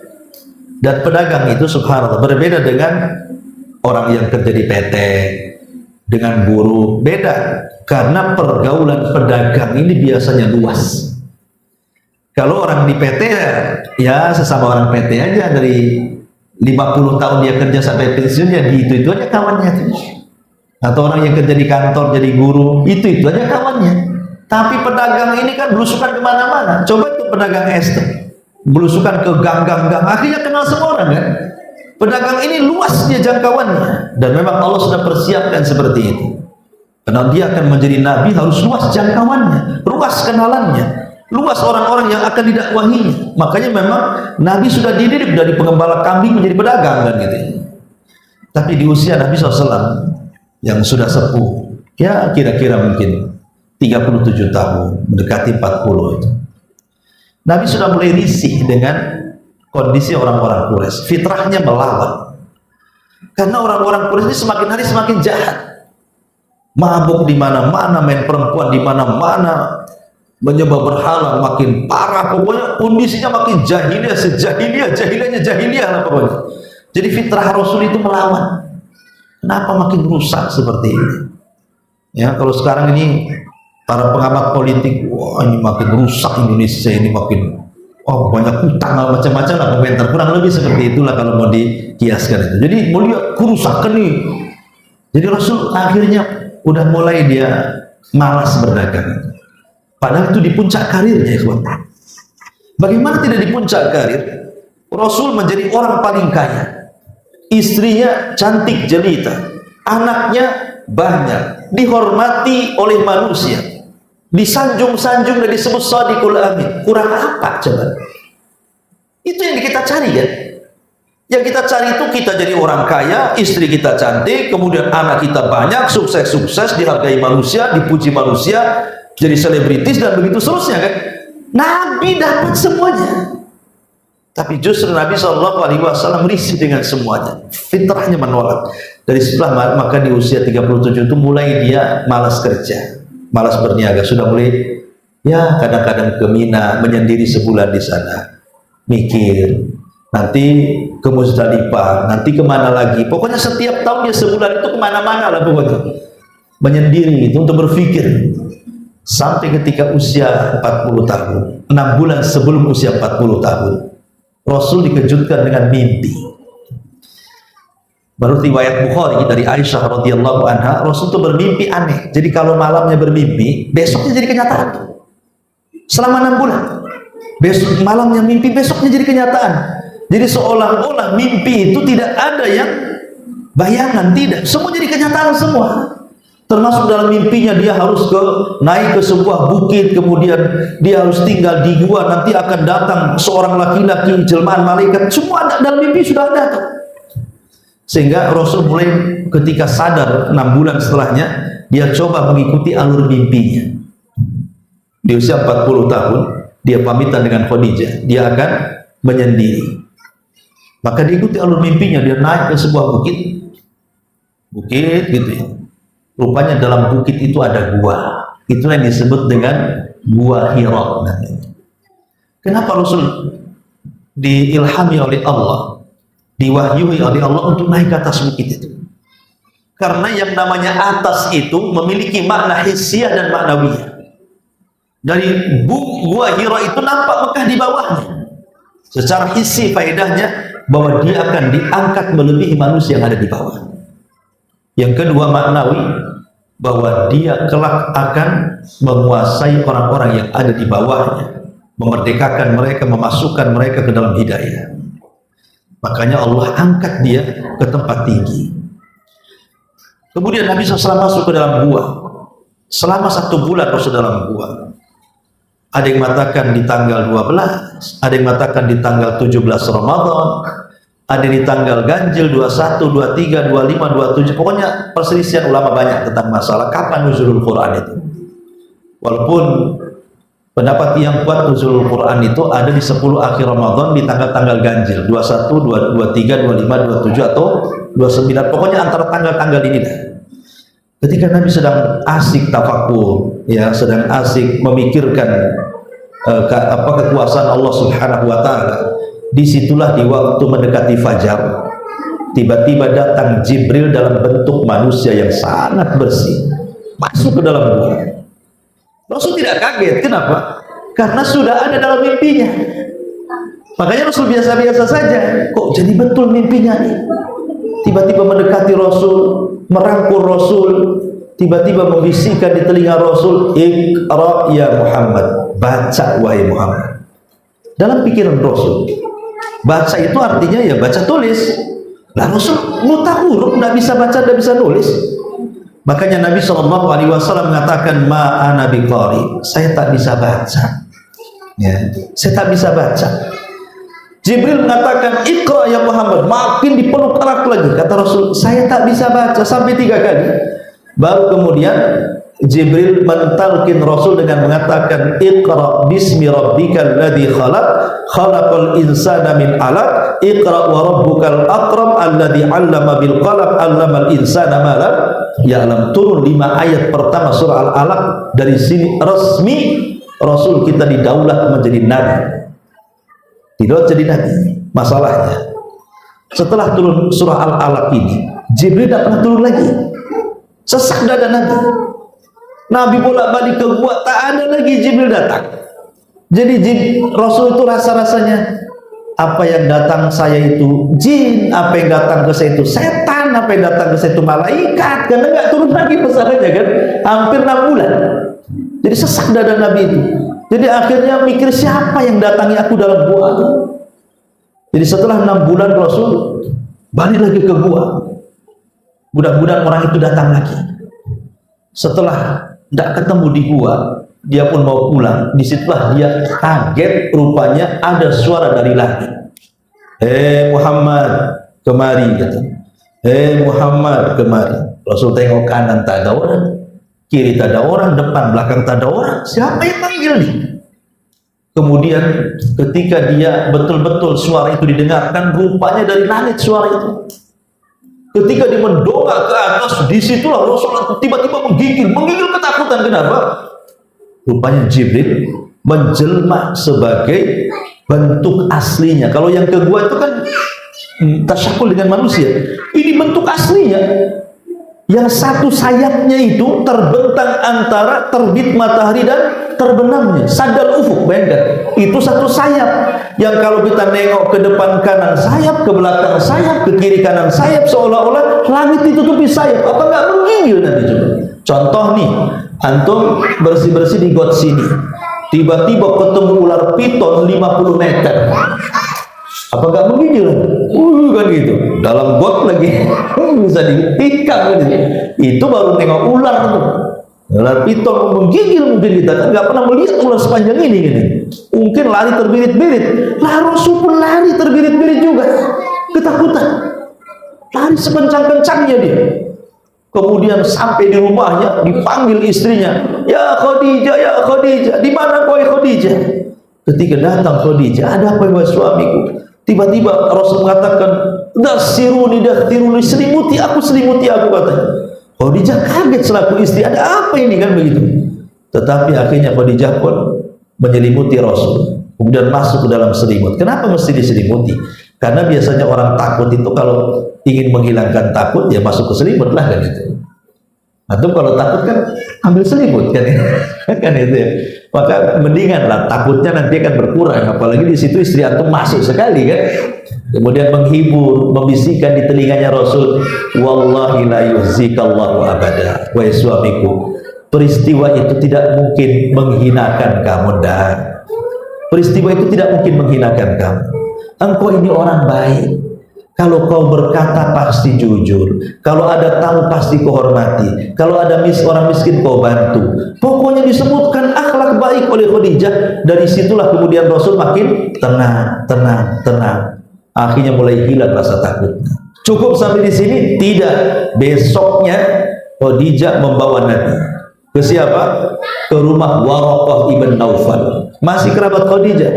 Waraqah ini seorang Nasrani, sudah tua, buta matanya, tapi dia banyak membaca semasa hidupnya. Jadi ketika kemudian Khadijah bertanya kepada Waraqah, wahai saudaraku Waraqah, ini suamiku begini, apa tandanya? Kaget Waraqah. Kata Waraqah, itu makhluk yang menemui suamimu wahai Khadijah, itu namanya namus. Namus itu makhluk yang bersayap.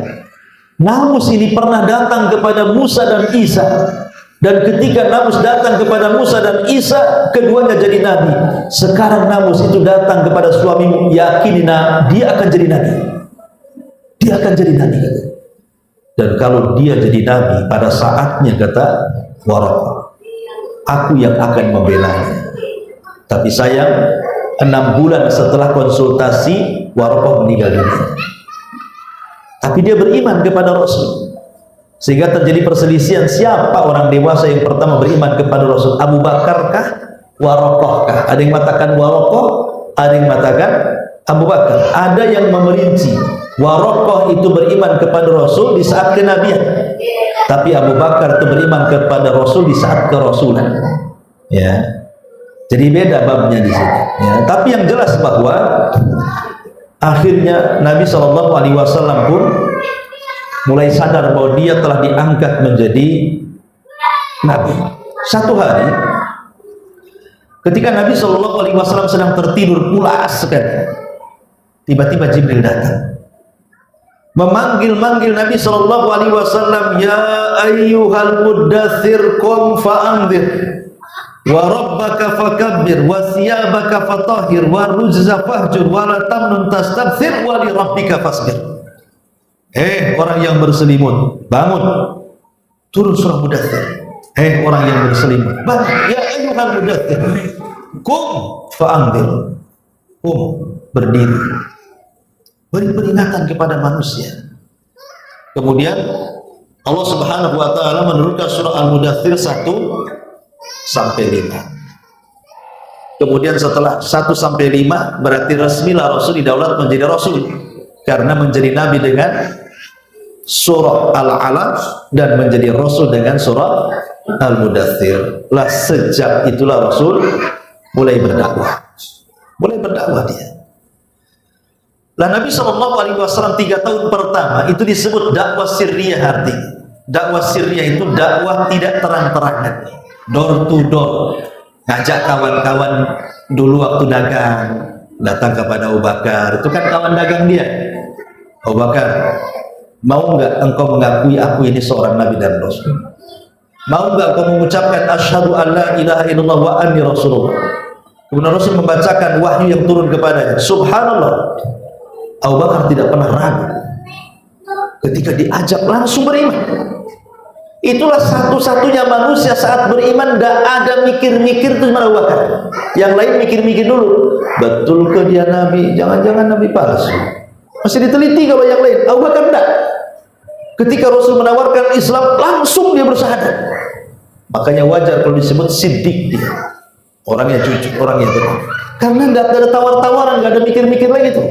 Subhanallah. Lah di tangan Abu Bakar inilah banyak orang masuk Islam. Kemudian Abu Bakar menarik Utsman bin Affan, yuk kita masuk Islam, dibawa ke Nabi, akhirnya masuk Islam.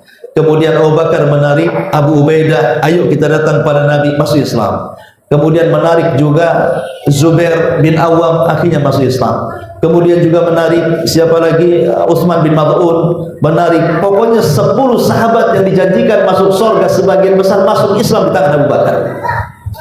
Abu Bakar ini luar biasa jasanya. Ya, belum lagi dia merdekakan Bilal, Zunairah, Khobab, pokoknya banyak budak-budak dimerdekakan dia. Kemudian semuanya jadi orang mulia. Memang mulia sekali Abu Bakar.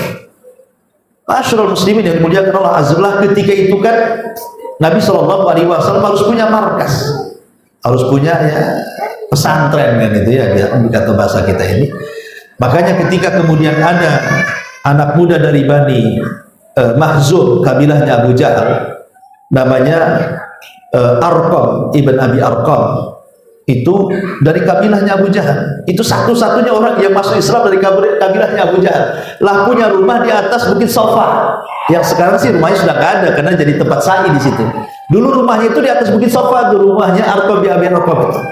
Artinya dekat dengan Ka'bah, dan dia anak muda usia 17 tahun. Kemudian juga dia dari kabilah musuh Nabi, sehingga orang tidak akan nyangka bahwa di situ pesantrennya Nabi kan gitu ya. Karena terlahir dari musuh Nabi, kemudian rumahnya dekat dengan Ka'bah, dan dia pun masih muda. Kalau berkumpul kan harusnya kan di rumah-rumah orang-orang yang tua kan gitu.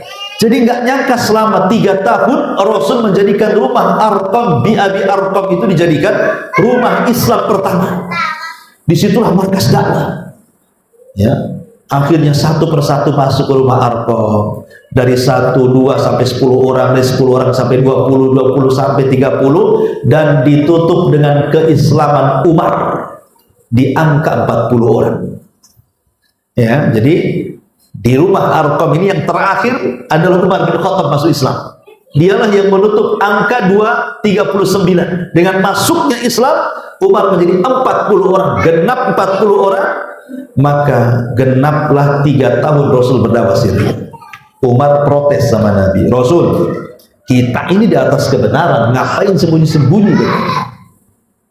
Rasul awalnya masih berikan alasan. Kata Umar, terang-terangan aja, ngapain sembunyi-sembunyi?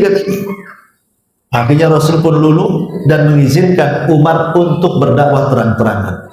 Lah setelah 3 tahun di rumah Arqam di sinilah, maka Umar dengan Hamzah memimpin para sahabat yang 40 orang itu, kemudian salat bersama-sama di depan Ka'bah mengiklankan keislaman.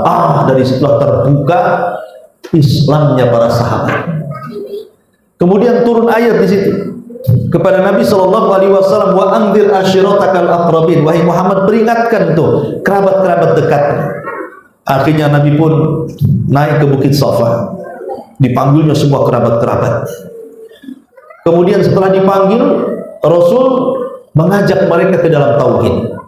Tetapi rupanya di tengah-tengah kerabatnya ada orang namanya Abu Lahab, pamannya sendiri. Tiba-tiba ngamuk-ngamuk di situ dan mengatakan, ahli hadza jama'tana tabban laka sa'iral yaum ya Muhammad. Oh, untuk ini kau kumpulkan kami, celaka satu hari ini wahai Muhammad. Disitulah mulai benih-benih kebencian Abu Lahab kepada Nabi. Maka dia langsung memerintahkan putranya Utbah dan Utaibah, ceraikan itu istri-istri. Mulai benci kepada Nabi. Dan dia orang yang pertama sebelum ada Abu Jahal yang memusuhi, sebelum ada Al-Walid, sebelum ada Umayyah, dialah orang yang pertama memusuhi Nabi. Pamannya sendiri Abu Lahab. Makanya kemudian turun ayat yang melaknat Abu Lahab. Sejak turunnya ayat ini sampai hari ini, sampai kiamat dibangkitkan, Abu Lahab dikutuk oleh semua kaum muslimin dengan surat Tabbat yada Abi Lahab wa tab ma aghna anhu maluhu wa ma kasab sayasla orang datalaha wa imra'atu hammalatal hatab fi jidha hablum min masad. Subhanallah, ayat ini tidak diselipkan Allah dalam surah Al-Baqarah, tidak diselipkan oleh Allah dalam surah Al-Imran, tidak diselipkan Allah dalam surah Al-Anfal. Kenapa? Kalau ayat ini di tengah-tengah Al-Baqarah, Al-Imran, Al-An'am, Al-Anfal, Al-Arab, siapa yang baca? Tapi ketika Allah sendirikan surat ini menjadi surat pendek dalam juz amma, anak kecil pun hafal Tabat. Antum aja hafal, Pak Imam saja si Tabat saja, kan tidak ada surat lain. Ya kan? Coba dikutuk sampai kiamat dengan turun ini, semua orang baca tuh, bayangkan, karena dia yang pertama kali mencaci maki Nabi. Al-jaza min jinsil amal, turun surat Tabat, diletakkan di surat yang paling pendek, dibaca semua orang. Sampai anak kecil aja mencela si Abu Lahab. Subhanallah ya. Lah akhirnya kemudian ketika Rasul Shallallahu Alaihi Wasallam sedang berkhutbah, dipotong sama Abu Lahab, dicaci maki, oh ini begini. Pokoknya terus Rasul diam saja, nggak membalas. Karena pertama dia tahu pamannya, Yang kedua, tujuan Rasul bukan membalas orang yang berbuat jahat. Kalau Rasul menghabiskan membalas orang yang berbuat jahat, orang berbuat jahat itu tidak akan habis-habisnya. Sampai kapan tujuan dakwah tidak akan tercapai. Ya, makanya ingat, itiru Nabi. Jangan pikirkan orang yang mencela antum.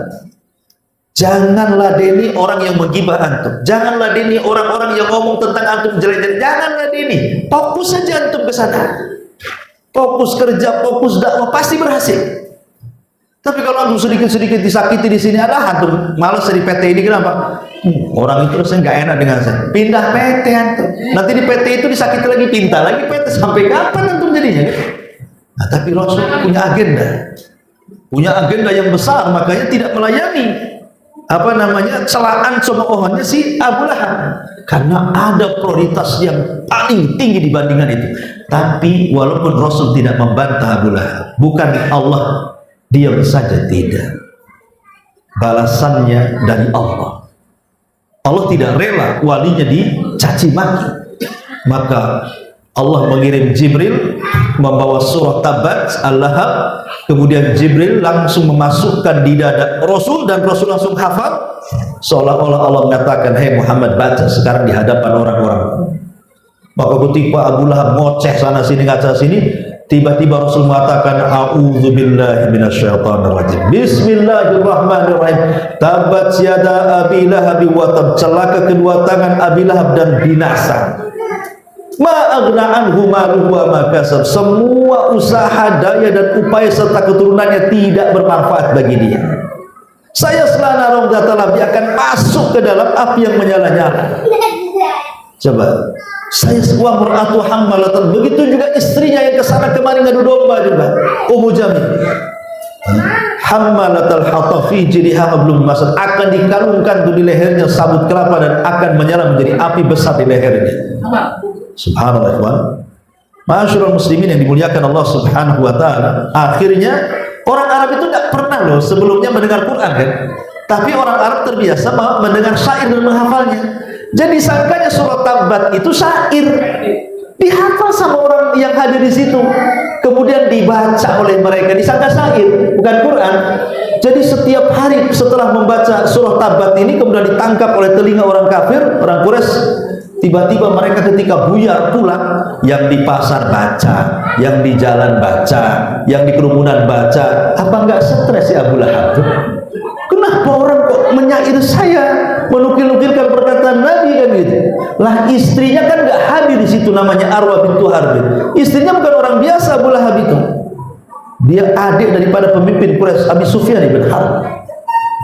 Mau istrinya, suaminya dibicarakan di jalan-jalan, di pasar-pasar, di kerumunan orang, dibacakan surat Tabat, disangka syair kan itu. Bawa batu istrinya, nyari Nabi. Kurang ngajar dia. Kenapa dia mencela suami saya katanya?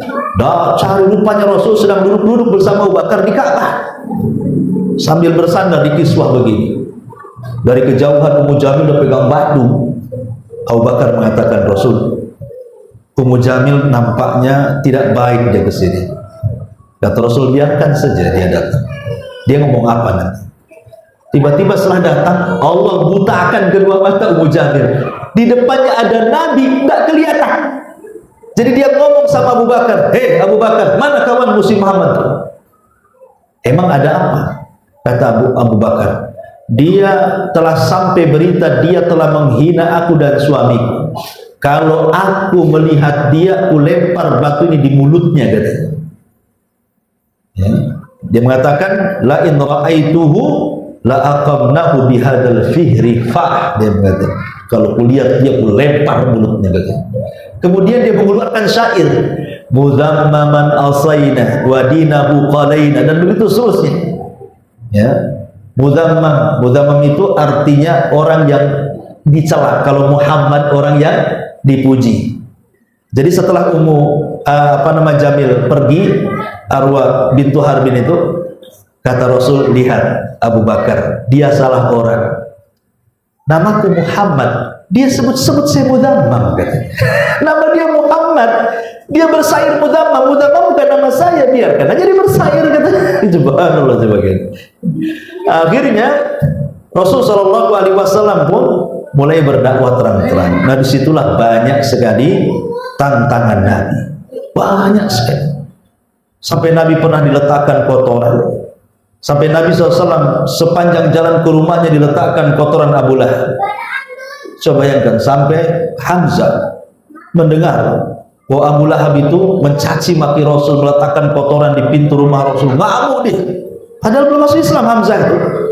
Datang kepada Abu Lahab, diambilnya kotoran diletakkan di depan rumah Nabi, ketemu Abu Lahab ditaruh di kepalanya dan mengatakan, mana akhlak Quraisy? Apa kau tahu kau menyakiti siapa? Kau menyakiti anak saudaraku sementara aku berada di atas agamanya. Padahal dia belum masuk Islam. Dia ngomong begitu, ya. Dia ngomong gitu belum masuk Islam. Tapi subhanallah, perkataan baik itu kadang-kadang jadi hidayah. Dia kan hanya ingin membela saja Rasulullah.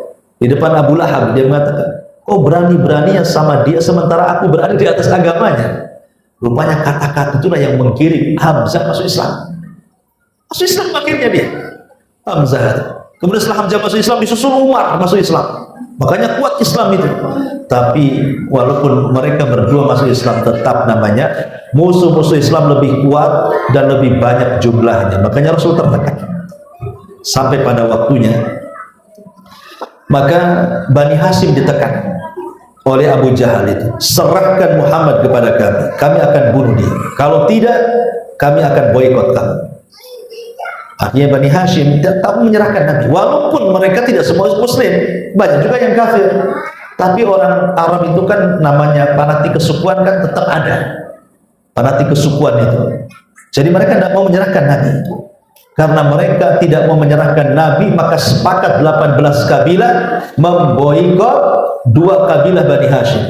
Pertama Bani Muthalib dan juga Bani Hashim diboikot.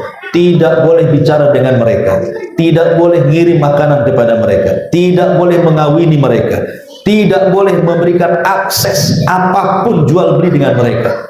Selama 3 tahun mereka kelaparan, ya.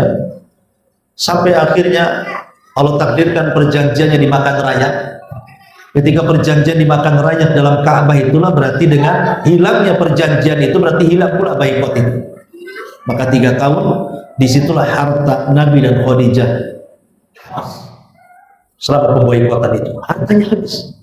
Karena untuk memberi makan 2 kabilah, coba bayangkan, banyak jumlahnya 2 kabilah itu, habis hartanya, disinilah bangkrutnya Nabi.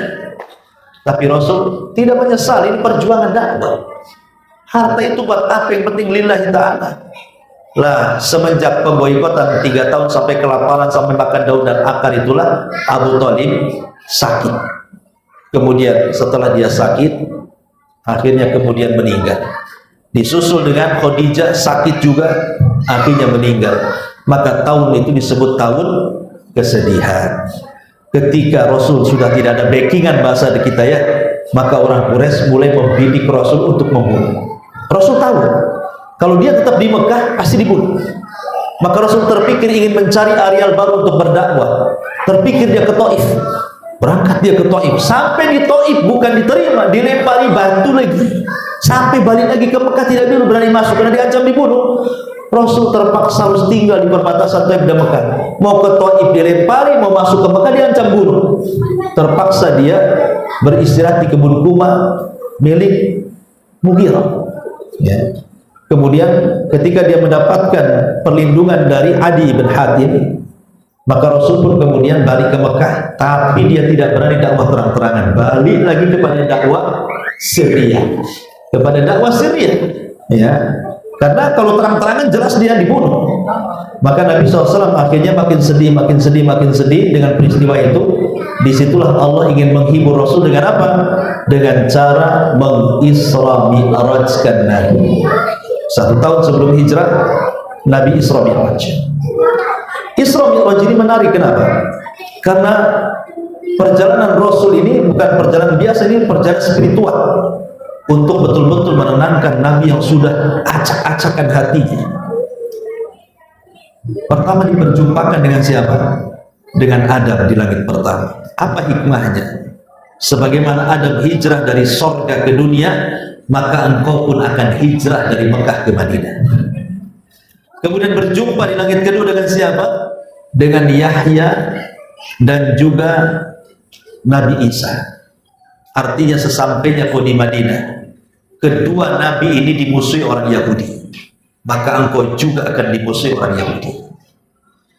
Kemudian naik ke langit ketiga, berjumpa dengan siapa? Langit ketiga berjumpa dengan Nabi Yusuf. Nabi Yusuf itu dicelakakan oleh saudaranya, dicemplungkan ke sumur, dihasadi oleh keluarganya. Engkau juga sama, sehingga wajar lihat paman-pamanmu Abu Lahab memusuhi, karena Nabi Yusuf pun juga sama dimusuhi saudara-saudaranya. Jangan sedih. Kemudian naik ke langit keempat, berjumpa dengan siapa? Dengan Idris. Dan engkau juga akan lebih daripada Idris. Kalau Idris diangkat ke langit keempat, engkau lebih daripada Idris. Engkau akan diangkat oleh Allah lebih tinggi dibandingkan Idris. Jangan sedih. Kemudian naik ke langit kelima, berjumpa dengan Harun. Harun itu lembut, orang yang disukai Bani Israel. Seolah-olah dipelajari oleh Muhammad, mulai sekarang dakwah harus lembut, sebab kalau keras tidak akan diterima. Contoh Nabi Harun, disenangi Bani Israel karena kelembutannya. Kemudian naik ke langit keberapa? Keenam, berjumpa dengan Nabi Musa. Nabi Musa itu penyabar orangnya, mau diapain aja Bani Israel sabar kali Musa. Seolah-olah Allah katakan, ya Muhammad, tirulah kesabaran Musa. Fasbir kama sabarul azmi. Sabarlah seperti sabar ulul azmi. Lihat Musa sabar, kau harus sabar. Terakhir berjumpa dengan Ibrahim yang mirip wajahnya dengan Nabi. Ya, sebagaimana Ibrahim sudah membangun Ka'bah, maka engkau juga harus meneruskan memperjuangkan Ka'bah. Maka akhirnya Rasul pun tenang, karena sudah ada gambaran dari peristiwa Isra, perjalanan dia kan seperti apa.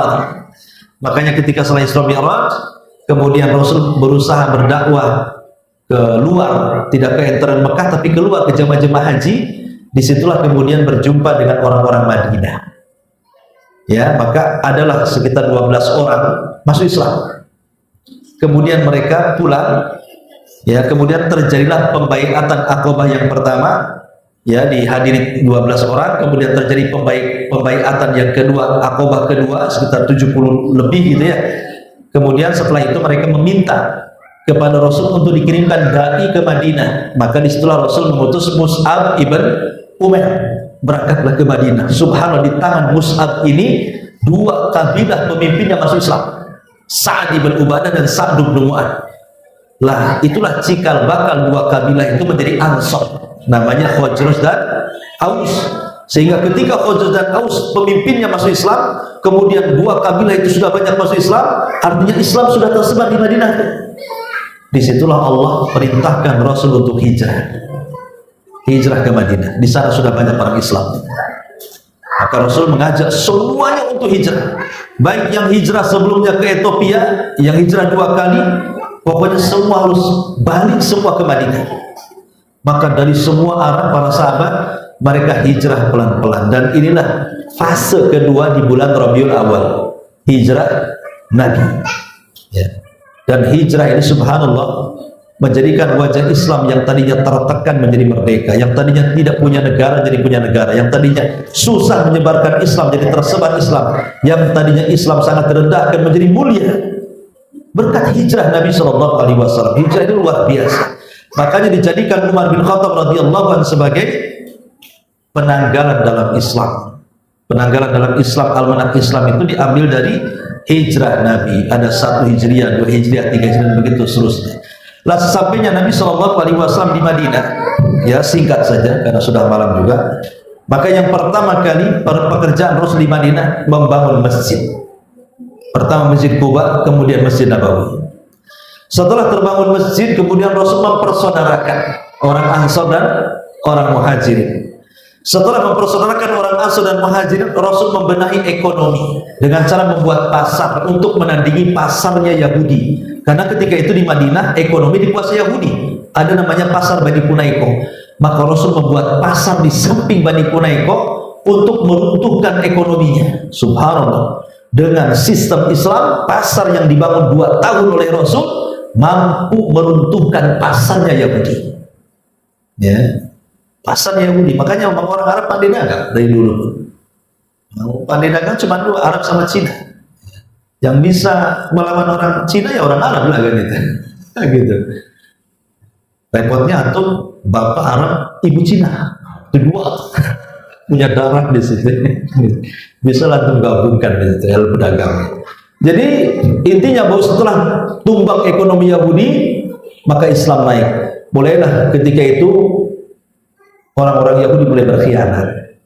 Dimulai daripada Bani Nadir, kemudian Bani Quraiko, kemudian Bani Quraidah, terakhir Khaybar, perang Khaybar. Akhirnya orang Yahudi terusir semua dari Madinah karena berkhianat. Ya. Kemudian di ujung hayat Rasul berperang melawan Nasrani di perang Tabuk, dan itulah perang terakhir yang dipimpin Nabi SAW. Berawal dari perang Badar, berakhir dengan perang Tabuk. Itulah yang dipimpin Nabi SAW melawan Imperial Romawi Nasrani, karena musuhnya bukan musyrik, bukan Yahudi lagi. Ya, sudah ngarahnya ke Palestina. Artinya dari zaman Nabi itu sudah Rasul ingin menguasai Palestina. Dimulai dari perang Tabuk itu sebenarnya. Karena ketika itu Palestina kan dikuasai Imperial Nasrani Romawi. Jadi Rasul itu sudah, dan Tabuk itu sudah mendekati perbatasan Syam. Ya, sudah mau ke Palestina sana ngarahnya. Jadi pembebasan Palestina sudah ada sejak zaman Nabi sebenarnya, di perang Tabuk itu permulaannya. Tapi sayang, setelah kemudian terjadi Fathu Mekah, kemudian semua orang Mekah masuk Islam, Madinah juga masuk Islam, tidak ada yang kabilah-kabilah kecuali semua masuk Islam, sampai ke Yaman sana utusan-utusannya masuk Islam. Jadi Islam sudah menyebar ke seantero Hijaz gitu ya, sampai ke negeri Yaman. Maka sempurnalah dakwah Nabi Sallallahu Alaihi Wasallam selama 13 tahun di kota Mekah dan 10 tahun di kota Madinah. Artinya Rasul berdakwah 33 tahun, ya, 23 tahun apa? 23 tahun, 10 tahun di Madinah dan 13 tahun di kota Mekah. Jadi 23 tahun Rasul berdakwah dan berhasil kemudian menyampaikan risalah Allah Subhanahu wa taala. 5 hari sebelum wafatnya Rasul, Nabi SAW sempat menziarahi kuburan Uhud untuk mengingatkan jasa mereka. Kata Bung Karno itu, jangan lupa dengan jas merah, jangan lupa dengan sejarah. Jadi sahabat dibawa berziarah ke kuburan Uhud itu seolah-olah Rasul ingin katakan, kalau bukan karena Allah kemudian mereka yang dikubur ini, tentu kita ini tidak seperti sekarang. Jadi penting mengenang pahlawan kan? Rasul mengenangkan pahlawan kepada para sahabat perang Uhud. Karena orang-orang hebat itu yang meninggal di perang Uhud banyak. Maka para sahabat yang masuk Islam belakangan dikenalkan sama Nabi, inilah para pendekar Islam. Kalau bukan karena Allah kemudian mereka, kita tidak seperti ini. Kemudian Rasul pun menangis. Ya, setelah mendoakan penduduk Uhud yang 30 syuhada Uhud, 70 syuhada Uhud, kemudian Rasul pulang. Di tengah jalan Rasul SAW tiba-tiba menangis dan menangis. Kemudian sahabat berkata, Rasul, kenapa Anda menangis? Kata Rasul, asfaqtu li ikhwani, aku rindu dengan teman-teman. Kata sahabat, bukankah kami teman-teman wahai Rasul? Kata Rasul, bukan, kalian bukan temanku, engkau atau kalian sahabat. Lalu siapa yang dimaksud temanmu kalau kami bukan temanmu? Kata Rasul, teman-temanku mereka adalah orang-orang yang beriman di sepeninggalku, padahal mereka tidak pernah melihatku. Itulah kita. Rasul itu dengan kita. Makanya setelah kemudian Nabi SAW pulang, tiba-tiba Rasul jatuh sakit merasakan racun yang pernah dimakan dia. Karena ketika selepas perang Khaybar, Rasul diracun oleh siapa? Oleh wanita Yahudi namanya Zainab bintul Haris. Pura-pura ngundang makan, rupanya paha kambing udah dilumuri racun, termakan sama Nabi sedikit tuh. Tapi tidak semua, karena paha kambing itu tiba-tiba bicara. Kata paha kambing, wahai Muhammad, jangan kau makan aku, katanya, karena aku sudah dilumuri racun. Ini mujizat, ya, paha kambing bisa bicara. Akhirnya Rasul langsung mementahkan. Tapi ada satu sahabat yang ikut makan, termakan racun, meninggal setahun setelahnya. Kemudian Rasul merintahkan Zainab yang menaruh racun untuk dibunuh sebagai kisos karena meninggal orang yang diracunnya. Walaupun ada yang mengatakan dia masih Islam yang meracunnya, tapi Rasul tidak membalas. Ya. Akhirnya kemudian karena racunnya sudah mulai mulai menjadikan penyebab sakitnya beliau. Maka Rasul pun demam ketika itu berada di rumah Safiyah, dan dia mengatakan kepada Safiyah, "Wahai Safiyah, izinkan aku untuk dirawat di rumah Aisyah, kasih tahu istri-istriku yang lainnya." Akhirnya semua istri-istrinya dikumpulkan. Rasul minta izin supaya tinggal di rumah Aisyah. Kenapa di rumah Aisyah? Kenapa tidak di rumah istri yang lainnya? Karena satu-satunya kamar yang selalu Jibril datang dan menurunkan wahyu hanyalah di kamar Aisyah. Rasul tidak punya rumah. Kalau rumah kan kayak kita ada kamar-kamar. Nah, Rasul untuk istri-istrinya ditaruh di kamar-kamar. Kayak bahasa kita kos-kosan. Nah, satu kamar. Ini disebut Al-Hujurat. Dalam Quran itu ada surah Al-Hujurat, kamar-kamar. Ya. Jadi dia minta izin. Kenapa kamar Aisyah? Karena disitulah Jibril selalu turun. Dan Jibril tidak pernah turun di kamar istri-istri yang lainnya. Setelah istri-istri yang lain membolehkan, maka Rasul pun dirawat di rumah Aisyah. Apalagi rumah Aisyah dekat dengan Masjid Nabawi. Buka saja sudah masjid. Ya, buka pintu sudah masjid. Jadi ketika sahabat melihat kondisi Rasul makin parah, maka mereka pun berkumpul di Masjid Nabawi. Hiruk pikuk mereka masuk ke kamar Aisyah. Rasul mendengar dan mengatakan, "Ya Aisyah, ada apa di luar itu?" Kata Aisyah, "Rasul, mereka takut kepadamu." Maka Rasul SAW mengatakan, "Baik, kalau begitu aku ingin menemui mereka." Dengan susah payah Rasul itu berjalan, minta kepada Fadl dan Ali, "Tolong papa aku temui sahabatku." Ini terakhir kalinya Rasul bertemu dengan para sahabat. "Naikkan aku ke atas mimbar." Maka Rasul pun dinaikkan ke atas mimbar. Itulah khutbah terakhir Nabi. Habis itu Rasul tidak pernah berkhutbah lagi. Panjang lebar Rasul berkhutbah. Setelah itu mendoakan para sahabat dan mendoakan kepada orang-orang yang setelah Rasul meninggal. Ya kita ikut didoakan juga. Kemudian Rasul turun dari mimbar, masuk ke rumah Aisyah. Sejak itulah sakitnya makin parah. Maka tepat di tanggal 12 bulan Rabiul Awal tahun 11 Hijriah, maka Nabi SAW kemudian didatangi Jibril dan Malakul Maut, dan disitulah kemudian Malakul Maut mencabut ruhnya Rasul. Ketika itu Jibril memberikan pilihan kepada Rasul, "Apakah kau ingin tetap hidup sekarang kau sudah berhasil dengan dunia di hadapanmu, ataukah kau meninggal dan menyusul teman-temanmu di sorga di atas Rafiqul A'la?" Tapi Rasul memilih menemui teman-teman para nabi di Rafiqul A'la sambil mengangkat kedua tangan jarinya ke atas, "Ila Rafiqil A'la, ila Rafiqil A'la." Kata Aisyah, "Aku tahu Rasul sedang dipilih, sedang dibuatkan pilihan, tapi Rasul memilih akhirat." Kemudian Rasul mengatakan, "La ilaha illallah wa inna lil mauti la sakarat." La ilaha illallah, sungguh dalam kematian itu ada sakaratnya. Kemudian Nabi mengatakan kepada Aisyah, "Katakan kepada umatku, as-salatu wa ma malakat aymanukum." Jaga solat dan jagalah budak hamba sahaya kalian. Kemudian Rasul mengatakan, "La ilaha illallah." Selepas itu dia meninggal dunia.